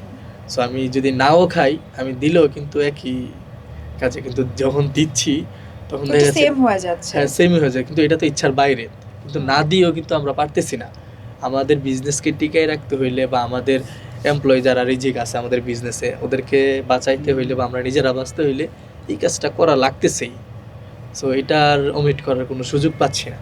সো যতটুকু সম্ভব আমরা সর্বোচ্চ চেষ্টা করি যে আসলে আমরা ইচ্ছার ভিতরে থেকে কাজ করার জন্য, যে এইসব ইচ্ছার ভিতরে যদি পসিবল না হয় তাহলে আমরা চেষ্টা করি যে সর্বোচ্চ ভিতরে থাকার জন্য আর কি। আচ্ছা, মনে করেন যে আপনি এরকম অনেক বড় একটা প্রজেক্ট পেলেন, মানে অনেক টাকার একটা প্রজেক্ট পেলেন, কিন্তু বাট সেটা হচ্ছে একটু হারাম বা এটা আপনার জন্য হালাল না, সো আপনি ওটা কি করবেন? আপনি কি স্কিপ করবেন নাকি ওইটা আপনি করবেন? এটা ডিপেন্ড করবে আমাদের সিচুয়েশনের উপর। সিচুয়েশনটা হচ্ছে মানে কিছু কিছু সময় দেখা যায় যে যেমন যখন আমাদের একটা খিদা হয়, যখন খাবার দাবার কিছু পাচ্ছি না, তখন কিন্তু সামনে যেটা পাই এটা খেয়ে বাঁচতে হবে। বাঁচার জন্য হইলে কিছু খাইতে হয়। তখন ওই সিচুয়েশনে যদি আমরা পড়ে যাই যে আমাদের এই কাজটা প্রজেক্টটা করতেই হবে, এছাড়া আমাদের আর কোনো রাস্তা নাই, তখন আমরা আসলে আমাদের ওইভাবেই যাইতে হবে। এমন কি হয়েছে কখনো? এমন কয়েকবারই হয়েছে আমাদের সাথে যে আসলে প্রজেক্ট করতে হবে। আর এখন আমাদের দেশে এটা হবেই, এটা কিছু করার নাই। এটা দ্যাট মিন্স আপনি বলতে চাচ্ছেন যে বাংলাদেশে আসলে হারাম ছাড়া কোনো কিছু পসিবল না, রাইট? হ্যাঁ, পসিবল। হারাম ছাড়া পসিবল হচ্ছে, আমরা হারাম ছাড়াও কাজ করতেছি। আমরা অনেক কাজই, যেমন ইন্টারন্যাশনাল এনজিও, প্রাইভেট কোম্পানি, অনেকগুলা প্রজেক্ট সরকারি একদম খুবই ফেয়ারলি কাজ করতে পারতেছি। কিছু কিছু কাজ আমাদের ফেয়ারলি ছাড়া করা লাগতেছে আর কি। সো ওই ক্ষেত্রে আমরা কাজ করে যাই আর কি। সো কাজ করতে হবে, দেশে থাকলে বিজনেস করতে গেলে আমাদের ওই কিছু কিছু ইচ্ছার বিরুদ্ধে বা এই জিনিসগুলো নিয়ে আমাদের একটু কাজ করতে হবে। সো এটা নিয়ে আসলে করে জানা, তবে আমাদের চেষ্টাটা রাখতে হবে যে হারামটাকে অ্যাভয়েড হ্যাঁ, করা। হারামটাকে অ্যাভয়েড করা। কারণ আল্লাহ তো বলে দিছে চেষ্টা করার জন্য, আমরা তো চেষ্টা করতেছি। এখন বাকিটা আল্লাহ আমাদেরকে ক্ষমা করবে আর কি। আপনাকে সবথেকে বেশি আপনার বড় ভাই ছাড়া কোন পারসনটা মোটিভেট করে? বিজনেসের ক্ষেত্রে নাকি অন্য ক্ষেত্রে? বিজনেস, পার্সোনাল লাইফ, ওভারঅল সবকিছু মিলিয়ে। আচ্ছা, যদি বিজনেসের ক্ষেত্রে আর কিছু কিছু পার্সোনাল ক্ষেত্রে বলি, সেটা হচ্ছে কারণ আমি যখন এসএসসি পরীক্ষা দিই তখনই আমি কিন্তু আমার বাসার বাইরে চলে আসি, মানে ফ্যামিলি থেকে দূরে চলে আসি। যখন ফ্যামিলিতে থাকা অবস্থায় ছিলাম তখন আমার আব্বু আম্মু ছিল, আমার মেজো ভাই ছিল, আর বড় ভাইয়ের কথা তো বললামই। আর যখন আপনি সবার ছোট? হ্যাঁ, আমি সবার ছোট। আচ্ছা, আচ্ছা। যখন ফ্যামিলির বাইরে চলে আসি তখন আমার থাকা লাগতেছে হোস্টেলে অথবা মেসে। তখন মেসে থাকতে থাকতে, হোস্টেলে থাকতে থাকতে এমন কিছু কিছু মানুষের সাথে পরিচয় হয়েছে, এবং পরবর্তীতে যখন লং টাইম থাকতেছিলাম, যিনি এখন আমাদের business partner MD Nasir Uddin, উনি এক্সিকিউটিভ ডিরেক্টর হিসেবে আছে।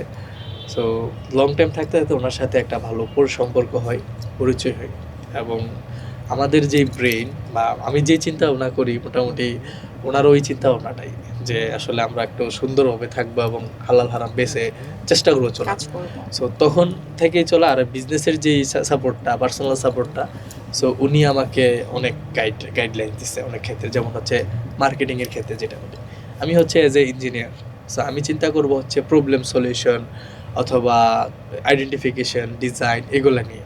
মার্কেট নিয়ে যেহেতু আমরা পড়াশোনা করি নাই বা বিজনেস নিয়ে যেহেতু পড়াশোনা করি নাই, এদিকে কিন্তু অবশ্যই নর্মালি আমার নলেজ কম থাকার কথা। সো এই ক্ষেত্রে যে সাপোর্টটা আমি ওনার কাছ থেকে পাইছি, সো উনি আমাকে নিয়ে বের হইতো, মিটিং করতো বিভিন্ন জায়গায় আমাকে দিয়ে মিটিং করাইতো, বিজনেস নিয়ে কথা বলাইতো।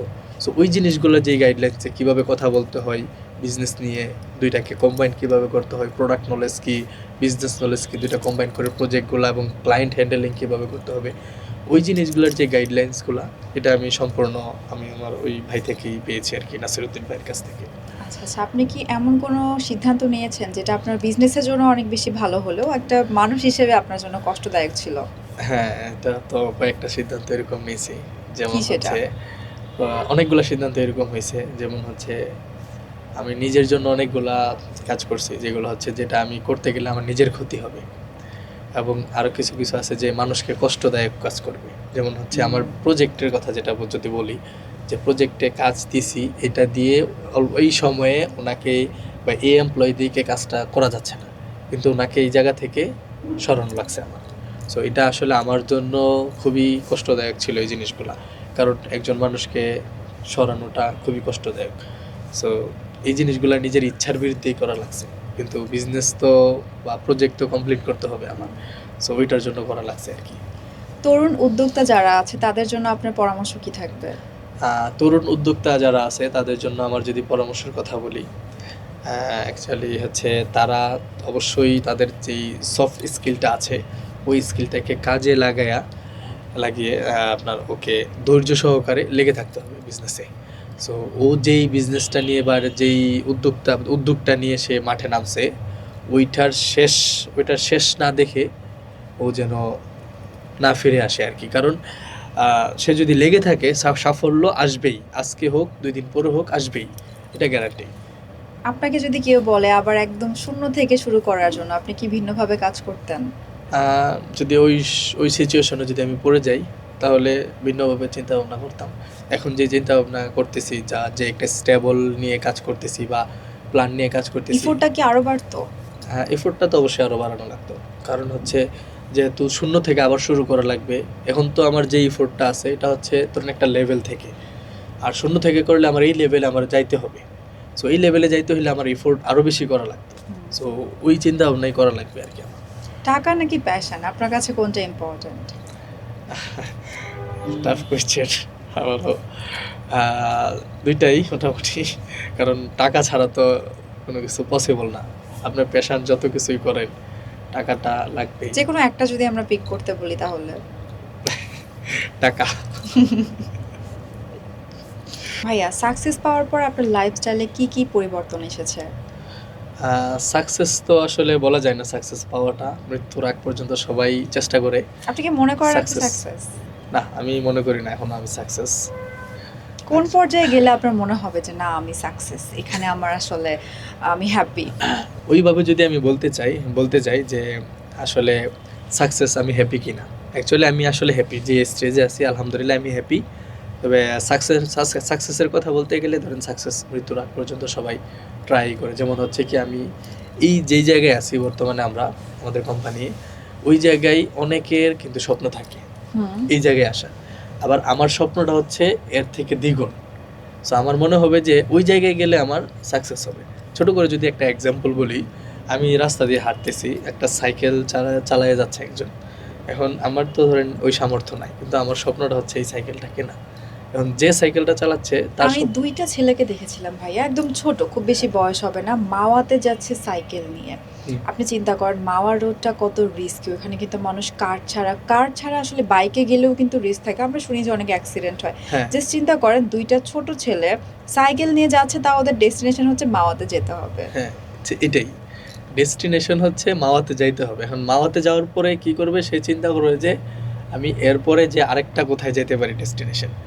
মানে হচ্ছে সাকসেস মানে ওইখানে গেছি, ওইটা একটা ও সাকসেস। কিন্তু সাইকেলে করে যাচ্ছে ভাই, আপনি just দেখেন যেখানে মানুষ কার ছাড়া গাড়ি মাওয়াতে ছাড়া প্রিফার করে না, ঢুকতে পারে না। বাট ওর শখটা কতটা ইম্পর্টেন্ট যে ও যেখানে যাচ্ছে হ্যাঁ, ওই জায়গাটা ইম্পর্টেন্ট, কিসে করে যাচ্ছে ওটা কিন্তু না ইম্পর্টেন্ট না। ওটা হচ্ছে ওর হচ্ছে টার্গেট।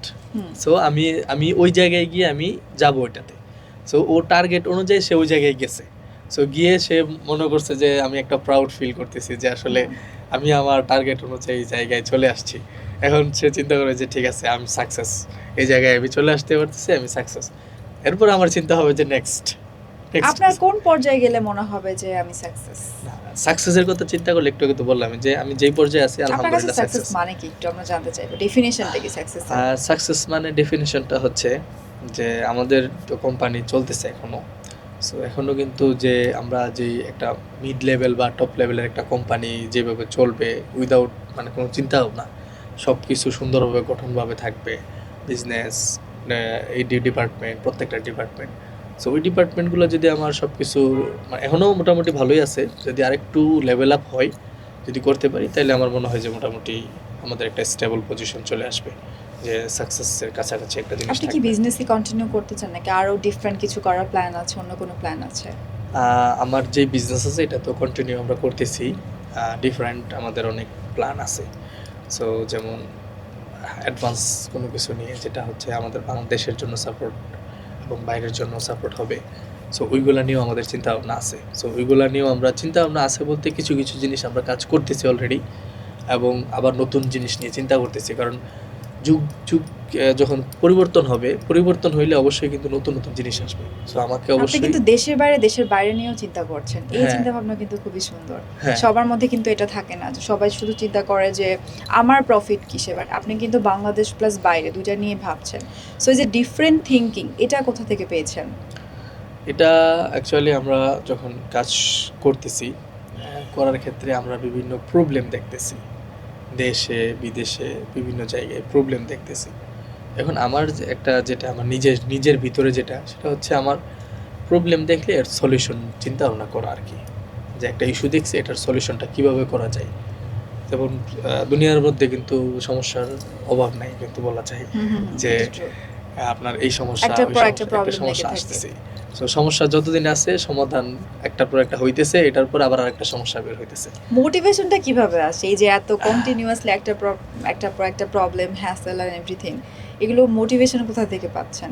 মোটিভেশন হচ্ছে ওই যেটা বললাম না, আমরা যে ইঞ্জিনিয়ার একটা প্রবলেম সলিউশন করার পরে যখন একটা প্রবলেম দেখি তখন একটা মোটিভেশন ঢুকে ভিতরে, যেটা সলিউশন করতেই হবে, অটোমেটিক চলে আসে না? অটোমেটিক চলে আসে যে এর সলিউশন আমাদের বের করতেই হবে। করতে হবে। যেমন এক্সিস্টিং, মানে এটা তো নতুন কথা বলতেছি, যে নতুন জিনিস নিয়ে মোটিভেশনটা আসা। এক্সিস্টিং যে চিন্তা ভাবনা সেটা হচ্ছে যেটা কন্টিনিউয়াস চলতেছে। যেমন একটা সফটওয়্যার এক্সাম্পল যদি বলি, আমরা ইআরপি তৈরি করছি, ইআরপি বিভিন্ন কোম্পানিতে চলতেছে সফটওয়্যারটা।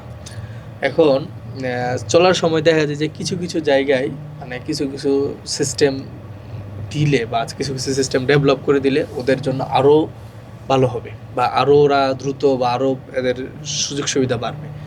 সো ওই জিনিসগুলো যখন আমি দেখি, সো ওইটাও ডেভেলপ করার জন্য ওনার আর বলা লাগে না।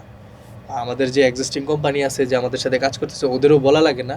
আমরা নিজেদের থেকে মোটিভেট হয়ে ওনাদেরকে নতুন সিস্টেম ডিজাইন করে ওনাদেরকে দিয়ে দিচ্ছি।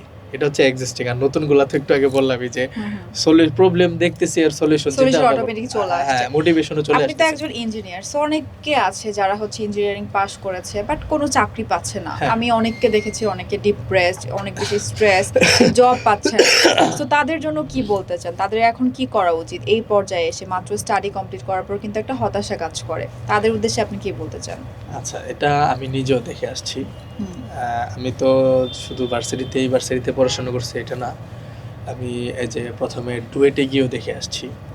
আর বুয়েটের কিছু ভাইদের, মানে টপ লেভেলের ভার্সিটি হ্যাঁ, বলে, বুয়েটের স্টুডেন্টরাও কিন্তু এখন এটাই বুয়েট থেকে বলতেছি। পড়ে জব পাচ্ছে না। হ্যাঁ, এটাই যাইতেছি, আমি ওইদিকেই যাচ্ছি। সো ওইখানেও আমার পরিচিত আছে।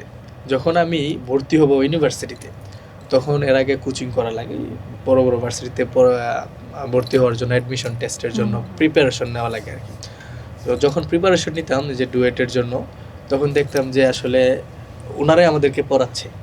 সো যখন ভাইদের সাথে, বড় ভাইদের সাথে কথা হইতো, বা মাঝে মাঝে একটু চায়ের আড্ডা বা চলাফেরা হইতো, দেখতাম যে ওনাদের মধ্যে কিছু কিছু মানুষ আছে পড়াশোনা শেষ, সিজিপিও মোটামুটি ভালো আছে, অনেকে আবার খারাপও আছে, আবার অনেক ভালো আছে। এদের মধ্যে আবার কেউ কেউ ভালো ভালো চাকরি করতেছে, কেউ কেউ চাকরি করতেছে না, আবার কেউ কেউ কোচিং সেন্টার চালাচ্ছে। সো এখানে অনেক ভেরিয়েন্ট দেখতেছি আমরা, যে অনেকে আছে ঘুরতেছে, পরীক্ষা দিচ্ছে, ডেস্কো বিভিন্ন জায়গায় বা বড় বড় জায়গায় পরীক্ষা দিচ্ছে, অথচ ওর ব্যাকগ্রাউন্ড কিন্তু অনেক ভালো। ব্যাকগ্রাউন্ড মানে রেজাল্টও কিন্তু ভালো, রেজাল্টও ভালো, বাট কোনো জব নাই না। ওই যেমন হচ্ছে ব্যাকগ্রাউন্ড ভালো, কিভাবে সে বুয়েট থেকে আসছে বা ডুয়েট থেকে আসছে। আপনি দেখবেন, আপনি যখন একজন আমাদের সামনে একজন আইসা দাঁড়ায়, যে সে যদি বলে যে আমি বুয়েট থেকে পড়াশোনা করে আসছি, সো মোটিভ আমাদের চেঞ্জ হয়ে যায় যখন ভালো একটা ভার্সিটি বা বড় ভার্সিটি থেকে আসে। কিন্তু দেখা গেছে ও কোথাও চাকরি পাচ্ছে না। এর কারণটা কি? চাকরি পাইতে হইলে কোম্পানির তারা দেখে যে আমিও নিজেদের কোম্পানি অনুযায়ী আমরা যেটা বলবো, কোম্পানি নিজের দক্ষতা ভাইয়া ইম্পর্টেন্ট। এখানে হ্যাঁ, কিন্তু ভার্সিটি আপনাকে এই একটা তো। ভালো সিজিপিএ দিবে, ভালো রেজাল্ট দিবে, সবকিছুই ঠিক আছে, বাট নিজের যে ভেতরের যে একটা প্রতিভা, ওইটা কিন্তু ইম্পর্টেন্ট। একটা Exactly. ভার্সিটি কখনোই আপনাকে জব দিয়ে দিতে পারবে না। আমি এক্সাম্পলটা এই জন্যই দিছি যে আমরা কোম্পানি হিসাবে, যে যখন অ্যাপ্লাই করতে চাকরি পাচ্ছে না, কিন্তু অ্যাকচুয়ালি মেইন পাচ্ছে না কেন, তার হচ্ছে নিজের কোনো স্কিলটা সে দেখাইতে পারতেছে না, বা ওই রকম স্কিলটা নাই, বা আমার কোম্পানি যেটার জন্য ডাকাইছে আমাকে, ওইটা আমি পারতেছি না। যেমন এক্সাম্পল আমাদের কোম্পানির ক্ষেত্রে বলে, আমাদের এখানে ভালো ভার্সিটিরও আছে, খারাপ ভার্সিটিরও আছে। আমাদের এখানে এমন ডেভেলপার আছে, আপনি শুনলে হয়তো অবাক হবেন, যে সে ফিজিক্সে পড়ে আসছে, অথচ আমাদের এখানে অটোমেশন এবং সফটওয়্যারের লিড দিচ্ছে। সে ফিজিক্সে একদম বাংলাদেশের একটু লো ক্লাসের ইউনিভার্সিটি থেকে পড়ে আসছে, সে আমাদের এখানে লিড দিচ্ছে হচ্ছে সফটওয়্যার এবং অটোমেশনে। ওই যে প্রতিভা, তার ভেতরের প্রতিভা, ইন্টারেস্ট, ট্যালেন্ট। সো ওইটা ও যদি ধরেন বুয়েট থেকে পড়ে আসতো, ও তো ধরেন মানে ও নিজেকে অনেক মনে করতো, কিন্তু না, ও যে জায়গা থেকে আসছে, ওর এক্সপিরিয়েন্স বা ওর স্কিল অনুযায়ী সে ভালো ভালো কাজ করতেছে। ভাইয়া প্রাতিষ্ঠানিক শিক্ষা ইম্পর্টেন্ট, বাট শুধুমাত্র বইয়ের মধ্যে পড়ে থাকলে কিন্তু আসলে দুনিয়াটাকে ফিল করতে পারবে না মানুষজন। দুনিয়াটা ফিল করতে হলে আমাদের আসলে এক্সপেরিয়েন্সটা গ্যাদার করতে হবে অ্যাট ফার্স্ট। হ্যাঁ, প্রাতিষ্ঠানিক বলতে এক্সপিরিয়েন্স বলতে যেটা বলবো যে বই আমাদের রাস্তা দেখায় জাস্ট অনলি, যে আমরা বই যে উপকার এত বেশি আবার এত কম এটাও না। রাস্তা কি, যে আমরা অ্যাকচুয়ালি থিওরিটিক্যাল যেটা পড়ে আসি এটা যদি আমরা বাস্তবে যদি অ্যাপ্লাই না করতে পারি, অ্যাপ্লাই করাটা যদি না বুঝি, তাহলে আমার কোনো লাভ নাই। পড়াশোনাটা যে হাই সিজিবি, আমি থিওরিটিক্যালি আমি সিজিবি আউট অফ 4 বা 9.5 3.95 পেয়ে আসলাম, 9+ পেয়ে আসলাম, এটা থিওরিটিক্যালি বেশি। কারণ এটাকে আমি অ্যাজ এ ইঞ্জিনিয়ার হিসাবে বা আমরা যে একজন অনার্স হিসাবে আমি যদি এটা অ্যাপ্লাই করতে না পারি বাস্তবে, তাহলে তো এটা আর লাভ হইলো না। কারণ আমরা যেটা, যেমন এক্সাম্পল আমরা শিখে আসছি কি চিপ ডিজাইন শিখে আসছি, অনেক কিছু শিখে আসছি। কারণ এটা যদি আমি অ্যাপ্লাই করতে না পারি, ক্যালকুলেশন ম্যাথমেটিক্স অনেক কিছু করে আসছি, এটা তো আমাকে অ্যাপ্লাই করতে হবে। কারণ অ্যাপ্লাই করাটা যদি না জানি তাহলে তো আমি চাকরি পাবো না, আমার হাই সিজিপিএ দিতে হবে না। আর অ্যাপ্লাই করতে পারলেই হবে আমার আসল শিক্ষা। মেইন ওই শিক্ষাটা থেকে সবচেয়ে বড় শিক্ষা হচ্ছে আমি অ্যাপ্লাই করাটা হচ্ছে বড় জিনিস। এইটাই আমার মেইন শিক্ষা। যদি অ্যাপ্লাই করতে পারি তখনই আমার মেইন শিক্ষা। অ্যাপ্লাই করতে হলে আমাকে অবশ্যই স্কিল করতে হবে। অ্যাপ্লাই স্কিলটা কি, যে আমাকে ব্রেইন সহকারে বুদ্ধি সহকারে এটা কীভাবে অ্যাপ্লাই করে ওই জিনিসগুলো জানতে হবে। অনেক সময় দেখা যায় যে আমি ভালো ভার্সিটি থেকে পড়াশোনা করে আসছি, আমি ফ্রি কাজ করব না, ইন্টার্ন করব না, এটা করব না, আমি অনেক নেগেটিভ একটা ওদের টেন্ডেন্সি থাকে যে ভালো ভার্সিটি থেকে আসছে আমাকে তো নিয়ে নিবে, আমার সার্টিফিকেট দেখলে নিয়ে নিবে। আমি এটাও শুনেছি ভাইয়া যে নর্থ সাউথ বা ভালো ইউনিভার্সিটি থেকে আসার পরে বলে কেন আমরা ইন্টার্নশিপে 10,000 টাকা নিব। হ্যাঁ, ওরা কিন্তু এখানে টাকাটাকে প্রায়োরিটি দেয়, বাট ওরা কিন্তু এক্সপেরিয়েন্সটাকে প্রায়োরিটি দিচ্ছে না, বুঝতেছে না যে এক্সপেরিয়েন্সটা আগে ইম্পর্টেন্ট। যদি এক্সপেরিয়েন্স না থাকে তাহলে কিন্তু ওই যে ইন্টার্নশিপের পিরিয়ডের পরে ওরা গিয়ে ভালো একটা জব পাচ্ছে না। এটা আমাদের কোম্পানির সাথে অনেক হয়। আমরা যখন ইন্টার্নশিপটা নেই, আমাদের এখানে কিন্তু অ্যাপ্লাই করে বড় বড় কোম্পানি, ইউনিভার্সিটি, ছোটো ইউনিভার্সিটি, সব জায়গায়। তখন ওদের টেন্ডেন্সি থাকে, আমার একটা টেন্ডেন্সি ওদেরকে জাস্ট প্রথম যখন আমরা ওরিয়েন্টেশন করি, প্রথমে আমরা বলে দিই যে আসলে ইন্টার্নশিপে আসছেন আপনারা টাকার চেয়ে আপনারা লার্নিংটা শিখেন। লার্নিং করার পরে আপনারা আর্নিংয়ের চিন্তা করেন। কারণ লার্নিং না করে আপনি আর্নিং চিন্তা করবেন না। এবং একটু আগে যেটা আপনি বললেন যে এই দেখা গেছে ভালো ভার্সিটি থেকে পড়ে আসছে, আমার সার্টিফিকেটই তো মেইন। আবার অনেকে চিন্তা করে, এবং আমার নিজস্ব পরিচিত সিজিপি অনেক ভালো ভার্সিটির, ওনার সাথে যখন আমি কথা বলছিলাম যে আমার একটা প্রজেক্টের প্রয়োজন ছিল, আমি জানতাম না ওনার সম্পর্কে ভালো, যে মানে স্কিল সম্পর্কে জানতাম না, বাট এমনি চলাফেরা করতাম। যে বললাম যে ভাই আপনি আমাদের একটা প্রজেক্ট আছে, আপনি একটু আমাদের এখানে একটু সাপোর্ট দেন, দিলে যে আমাদের উপকার হবে বা আপনারও কিছু হবে। তখন সাপোর্ট দিতে আসলে ওনার সাথে যখন ডিসকাস করি প্রজেক্ট নিয়ে, দেখি যে ওনার সিজিপি সবই ঠিক আছে, উনি এডুকেশন অনেক ভালো, কিন্তু ওনার স্কিল নাই। ওটা জিজ্ঞেস করলাম, ভাই এই স্কিলগুলো না থাকলে তো আমরা কাজ করতে পারবো না, বাট আপনি আমাদের এখানে তো আমরা তো পারতেছি না আপনার সাথে কাজ করার, বাট আপনি যখন অন্য কোম্পানি যাবেন তখন কী করবেন? তখন ওনার একটা কথাই ছিল যে কোম্পানি আমাদেরকে নিবে, কোম্পানির নিজ দায়িত্বে আমাদেরকে শিখাবে কাজ। সো এটা তো কোনো কোম্পানি হয় না যে কোম্পানি তো ঠেকা পড়ে না। কোম্পানি ওইভাবে তো শেখায় না। কোম্পানি হয় মানে আপনার তো একটু থাকতে হবে, আপনার 19 থাকতে হবে, কোম্পানি আপনাকে টেনে বিশে নিয়ে যাবে। হ্যাঁ, সো আপনার যদি একেবারেই না কোনো কিছুই না থাকে, কোম্পানি তো আপনাকে ওইভাবে কখনোই শেখাবে না। ওইটা শেখাবে না। আপনার অ্যাটলিস্ট বেসিকটা জানতে হবে। কোম্পানি আপনাকে শেখাবে বেসিক থেকে মিনিমাম। সো আপনার বেসিকটা যদি জানা থাকে, নিজে ভাইয়া অনেক কিছু আছে, এখন ইউটিউব আছে, দেখে কিন্তু অনেক কিছু শেখাও যায়, বাট আমাদের ওই জিনিসটা থাকে না। আমরা চিন্তা করি না আমরা একটা রিনাউন্ড ইউনিভার্সিটি থেকে পড়াশোনা করেছি, সো আমাদের সার্টিফিকেটটাই আমাদেরকে আসলে সঙ্গ দিবে, বাট এটা কিন্তু আসলে হয় না। এটা হচ্ছে এনভায়রনমেন্ট শেখায় আমাদেরকে। সো আমরা যে এনভায়রনমেন্টে থাকি বা আমাদের সার্কেল যেটা আছে, ওই সার্কেলের মধ্যে আমাদের যদি চিন্তা ভাবনা, সবারই চিন্তা ভাবনা এমন থাকে, তাহলে আমারও থাকবে। যেমন বিশেষ করে প্রাইভেট ভার্সিটি, বিশেষ করে যেটা বলবো আপনি যেহেতু উল্লেখ করছেন, প্রাইভেট ভার্সিটির মধ্যে বেশিরভাগই যারা ছেলে মেয়ে পড়ে একটু হাই ক্লাসের থাকে। সো ওদের কিন্তু আপনার প্রয়োজন হয় না, ইন্টার্নশিপের প্রয়োজন হয় না, হয়তো বাপের বিজনেস বা চাচার বিজনেসে বসে যায়। কিন্তু এর সাথে যে সার্কেলটা থাকে, সবাই তো আর টপ ক্লাস থেকে আসে না, আমাদের মতো মিড লেভেল থেকে বা লো লেভেল থেকেও আসে। সো তখন ওদেরও চিন্তা ভাবনা ওদের মতো হয়ে যায়। কথা আছে সঙ্গ দোষে লোহা ভাসে। হ্যাঁ, এটাই আর কি। সো আমার একটাই কথা যে আসলে যেখানেই থাকেন, সার্কেলেই থাকেন, অ্যাটলিস্ট নিজের চিন্তাটা একটু করা উচিত, যে আমার যদি দুনিয়া বা আমার যদি সব আমার ছেড়ে চলে যায়, সব কিছু যদি হারাই যায় বা চলে যায়, আমার অ্যাটলিস্ট কিছু করে খাইতে হবে। কিছু করে খাইতে হলে আমার জানতে হবে। সো এটাই মেন প্রায়োরিটি আর কি, যে কিছু করতে হয়ে খাইতে হলে আমাকে অবশ্যই জানতে হবে কিছু কিছু জিনিস, স্কিলটা নিতে হবে। সো ওইটাই আর কি। সো অনেকে চিন্তা ভাবনা এটা করে না। সো অনেকে চিন্তা করে যে সার্টিফিকেট দিলাম, ইন্টার্নশিপ নিয়ে গেলো, বা 10,000 টাকা দিল, বা 5,000 টাকা স্যালারি প্রথমে ধরলো ইন্টার্নশিপ হিসেবে। সো এটা তো আমি আসলে যোগ্য না, আমি আসছি ইউনিভার্সিটি থেকে, সো এত টাকা খরচ করে সেমিস্টার ফি আবার দিয়ে অনেকে আসলাম। কিন্তু স্টার্টিং এ আমাদের বাংলাদেশের প্রেক্ষাপটে আমরা যদি বলি যে 20,000 টাকা দিয়ে শুরু হয় আর কি, 20 থেকে স্টার্টিং আর কি। তো অনেকে বলে না 20,000 টাকাতে তো জব করব না, মানে নাক ছিটকা এরকম একটা ব্যাপার থাকে। এটা হচ্ছে যেটা বললাম যে ওই সার্কেলের উপর আর কি, এটা হচ্ছে একটা সম্পূর্ণ ভুল ধারণা। আপনি যদি একটা কোম্পানিকে আপনি যদি বুঝাইতে পারেন যে আপনার স্কিল আছে, আপনি ফ্রিতে প্রথমে ঢুকেন না, সমস্যা নাই তো, আপনি ফ্রিতে প্রথমে 6 মাস কাজ করেন এই কোম্পানির সাথে। এই কোম্পানিকে যদি আপনি বুঝাইতে পারেন যে আপনার স্কিল আছে, এই পজিশনের জন্য আপনি যোগ্য। না ওই যে ওরা ভাবে যে আমরা 10 লাখ টাকা খরচ করে স্টাডি কমপ্লিট করেছি, আমরা কেন 20,000 টাকা চাকরি হ্যাঁ, করব? এটা হচ্ছে থিঙ্কিং, ওই যে হুম। এনভায়রনমেন্ট বললাম না, যে নিজেদের থিঙ্কিং, যে একটু আগে যেটা বললাম যে সেমিস্টার ফি আমরা 1 লাখ টাকা, 1.5 লাখ টাকা, 50,000 টাকা করে খরচ করে আসলাম, এত টাকা খরচ করে আসলাম, ভাড়া বাসায়ও থাকছি একদম হাই ক্লাস বাসায়, হুম। 20,000 টাকা দিলাম তো বাসা ভাড়াই হবে না। So, ওইটা এই যে- ক্যালকুলেশন করে হ্যাঁ, আর ওই কি। ক্যালকুলেশন করে, কিন্তু অ্যাকচুয়ালি আপনাকে অবশ্যই লেগে থাকতে হবে, স্কিল নিতে হবে। আপনার আর্নিং তো আসবে পরে, আগে তো আপনাকে লার্নিং করতে হবে। আপনাকে আগে ফার্স্ট লার্নিং করতে হবে হচ্ছে এডুকেশন, দেন আপনার লার্নিং করতে হবে স্কিল। দুইটা কম্বাইন করার পরে দেখবেন যখন আপনার স্কিল হয়ে গেছে, সব হয়ে গেছে, তখন আপনাকে যে কোনো কোম্পানি স্যালারি দেবে। আর আপনার যদি দক্ষতা, অভিজ্ঞতা এবং স্কিল থাকে, আপনাকে যে কোনো কোম্পানি নিতে রাজি আছে। এবং বাংলাদেশে কিন্তু মেইন প্রবলেম কিন্তু এইটা আপনার, যেটা হচ্ছে বাংলাদেশে স্কিলফুল মানুষ নাই। এই যে আপনি যেটা বললেন যে আমার থিঙ্কিং হচ্ছে 20,000 টাকা দিয়ে স্যালারি, আমি চাকরি করব না, কিন্তু এই মানুষ তো ভাই টাকাটা চায়, মানুষ তো স্কিলটা জ্ঞানটা চাচ্ছে। চায় না। হ্যাঁ, হুম। বাংলাদেশে কি বললাম যে প্রবলেমটাই এটা, যে তারা কোম্পানি খুঁজতেছে, যে মানে প্রত্যেক কোম্পানির কিন্তু ভ্যাকেশন থাকে always.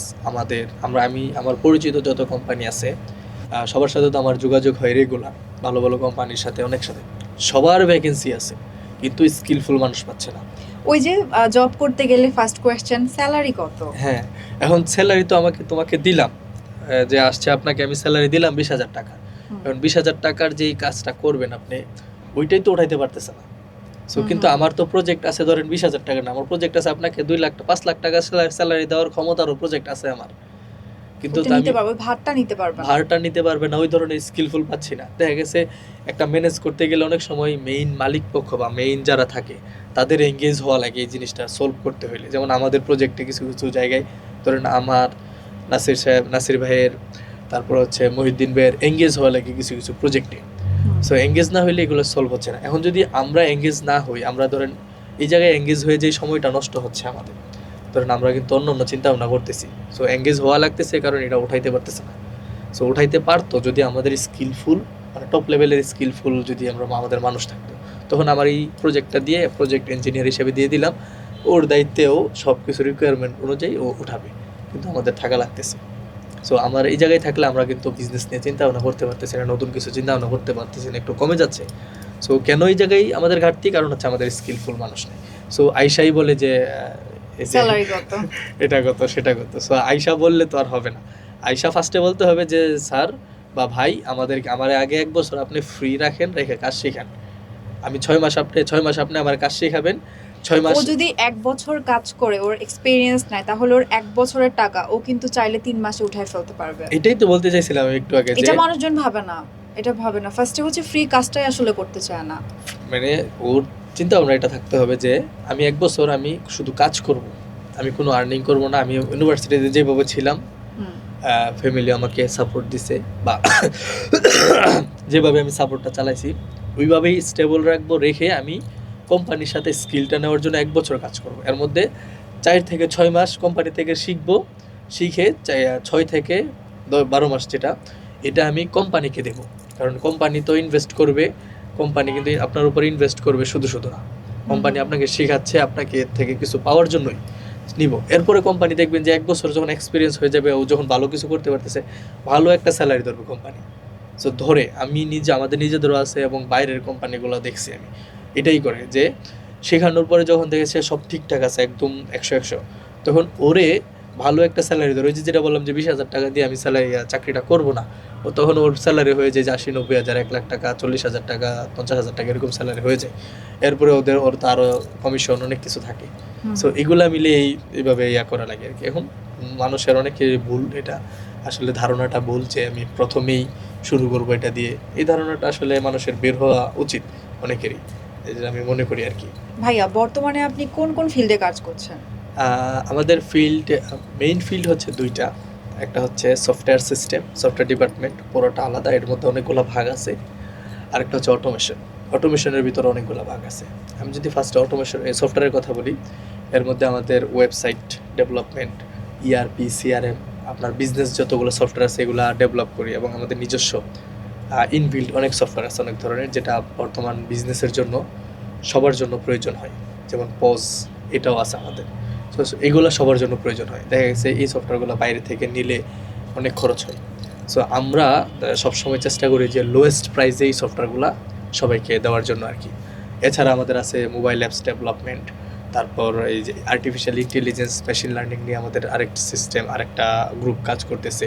So artificial intelligence, machine learning নিয়ে কাজ করতেছে হচ্ছে বিজনেসের যে বিভিন্ন অ্যানালাইটিক্স, ডেটা অ্যানালাইটিক্স, স্ট্যাটিস্টিক্স অনেক কিছু আছে। সো এইগুলা নিয়ে কাজ করার জন্য আর কি। সো এই পুরা কম্বাইন যে সফটওয়্যার সেকশনটা আছে, এটার মধ্যে আমরা খুবই সবসময় চিন্তা ভাবনা যে বাংলাদেশের মধ্যে আমরা সবচেয়ে বেশি সফটওয়্যার এবং সবচেয়ে বেশি মানুষকে প্রদান করে সফটওয়্যার দেবো আর কি, খুবই কম খরচে আর কি। আর আরেকটা হচ্ছে যেটা অটোমেশনের পার্ট। সো অটোমেশনের পার্ট কাজ করে হচ্ছে কয়েকটা সেকশনের মধ্যে হচ্ছে রোবোটিক্স সেকশন আছে আমাদের একটা, যেটা হচ্ছে আপনার যে ড্রোন, রোবোটিক্স, সিস্টেম ডিজাইন এগুলো নিয়ে কাজ করে। আরেকটা হচ্ছে সোলার সিস্টেম প্রজেক্ট নিয়ে। এটা হচ্ছে আমরা রিসেন্টলি অনেক কাজ করতেছি solar project, Bangladesh agriculture institute, so বিভিন্ন কোম্পানির সাথে কাজ করতেছি আর কি। সো সোলারের সিস্টেমটা আমরা নিজেরা ডিজাইন করি নিজেদের মতো করে, অর্থাৎ অন ডিমান্ডে, অর্থাৎ সফটওয়্যার বলি বা অটোমেশন বলি, একটা কোম্পানি বা একটা অর্গানাইজেশনের যেই ধরনের ডিজাইন প্রয়োজন হয়, যেই ধরনের প্রোডাক্ট প্রয়োজন হয়, আমরা চেষ্টা করি ওই ধরনের ডিজাইন এবং সিস্টেম দেওয়ার জন্য আর কি। এবং যেহেতু আমরা নিজেরা ডেভেলপ করি, আমরা পারি দিতে আর কি, অনেক কিছুই আমরা করে সম্ভব আর কি আমাদের দ্বারা। সো আমরা অলরেডি দিচ্ছি অনেকজনকেই। আর একটা যেমন গার্মেন্টস সেকশন আছে, ইন্ডাস্ট্রি সেকশন আছে, এগুলোর জন্য আমাদের অটোমেশন এবং সফটওয়্যার আছে। সো এগুলা নিয়েই আমরা মূলত কাজ করতেছি আর কি, এই সেকশনগুলো নিয়ে আর কি। পুরো এপিসোড দেখার জন্য সবাইকে অনেক বেশি ধন্যবাদ। এন্টারপ্রেনার নিউজের সাথেই থাকবেন।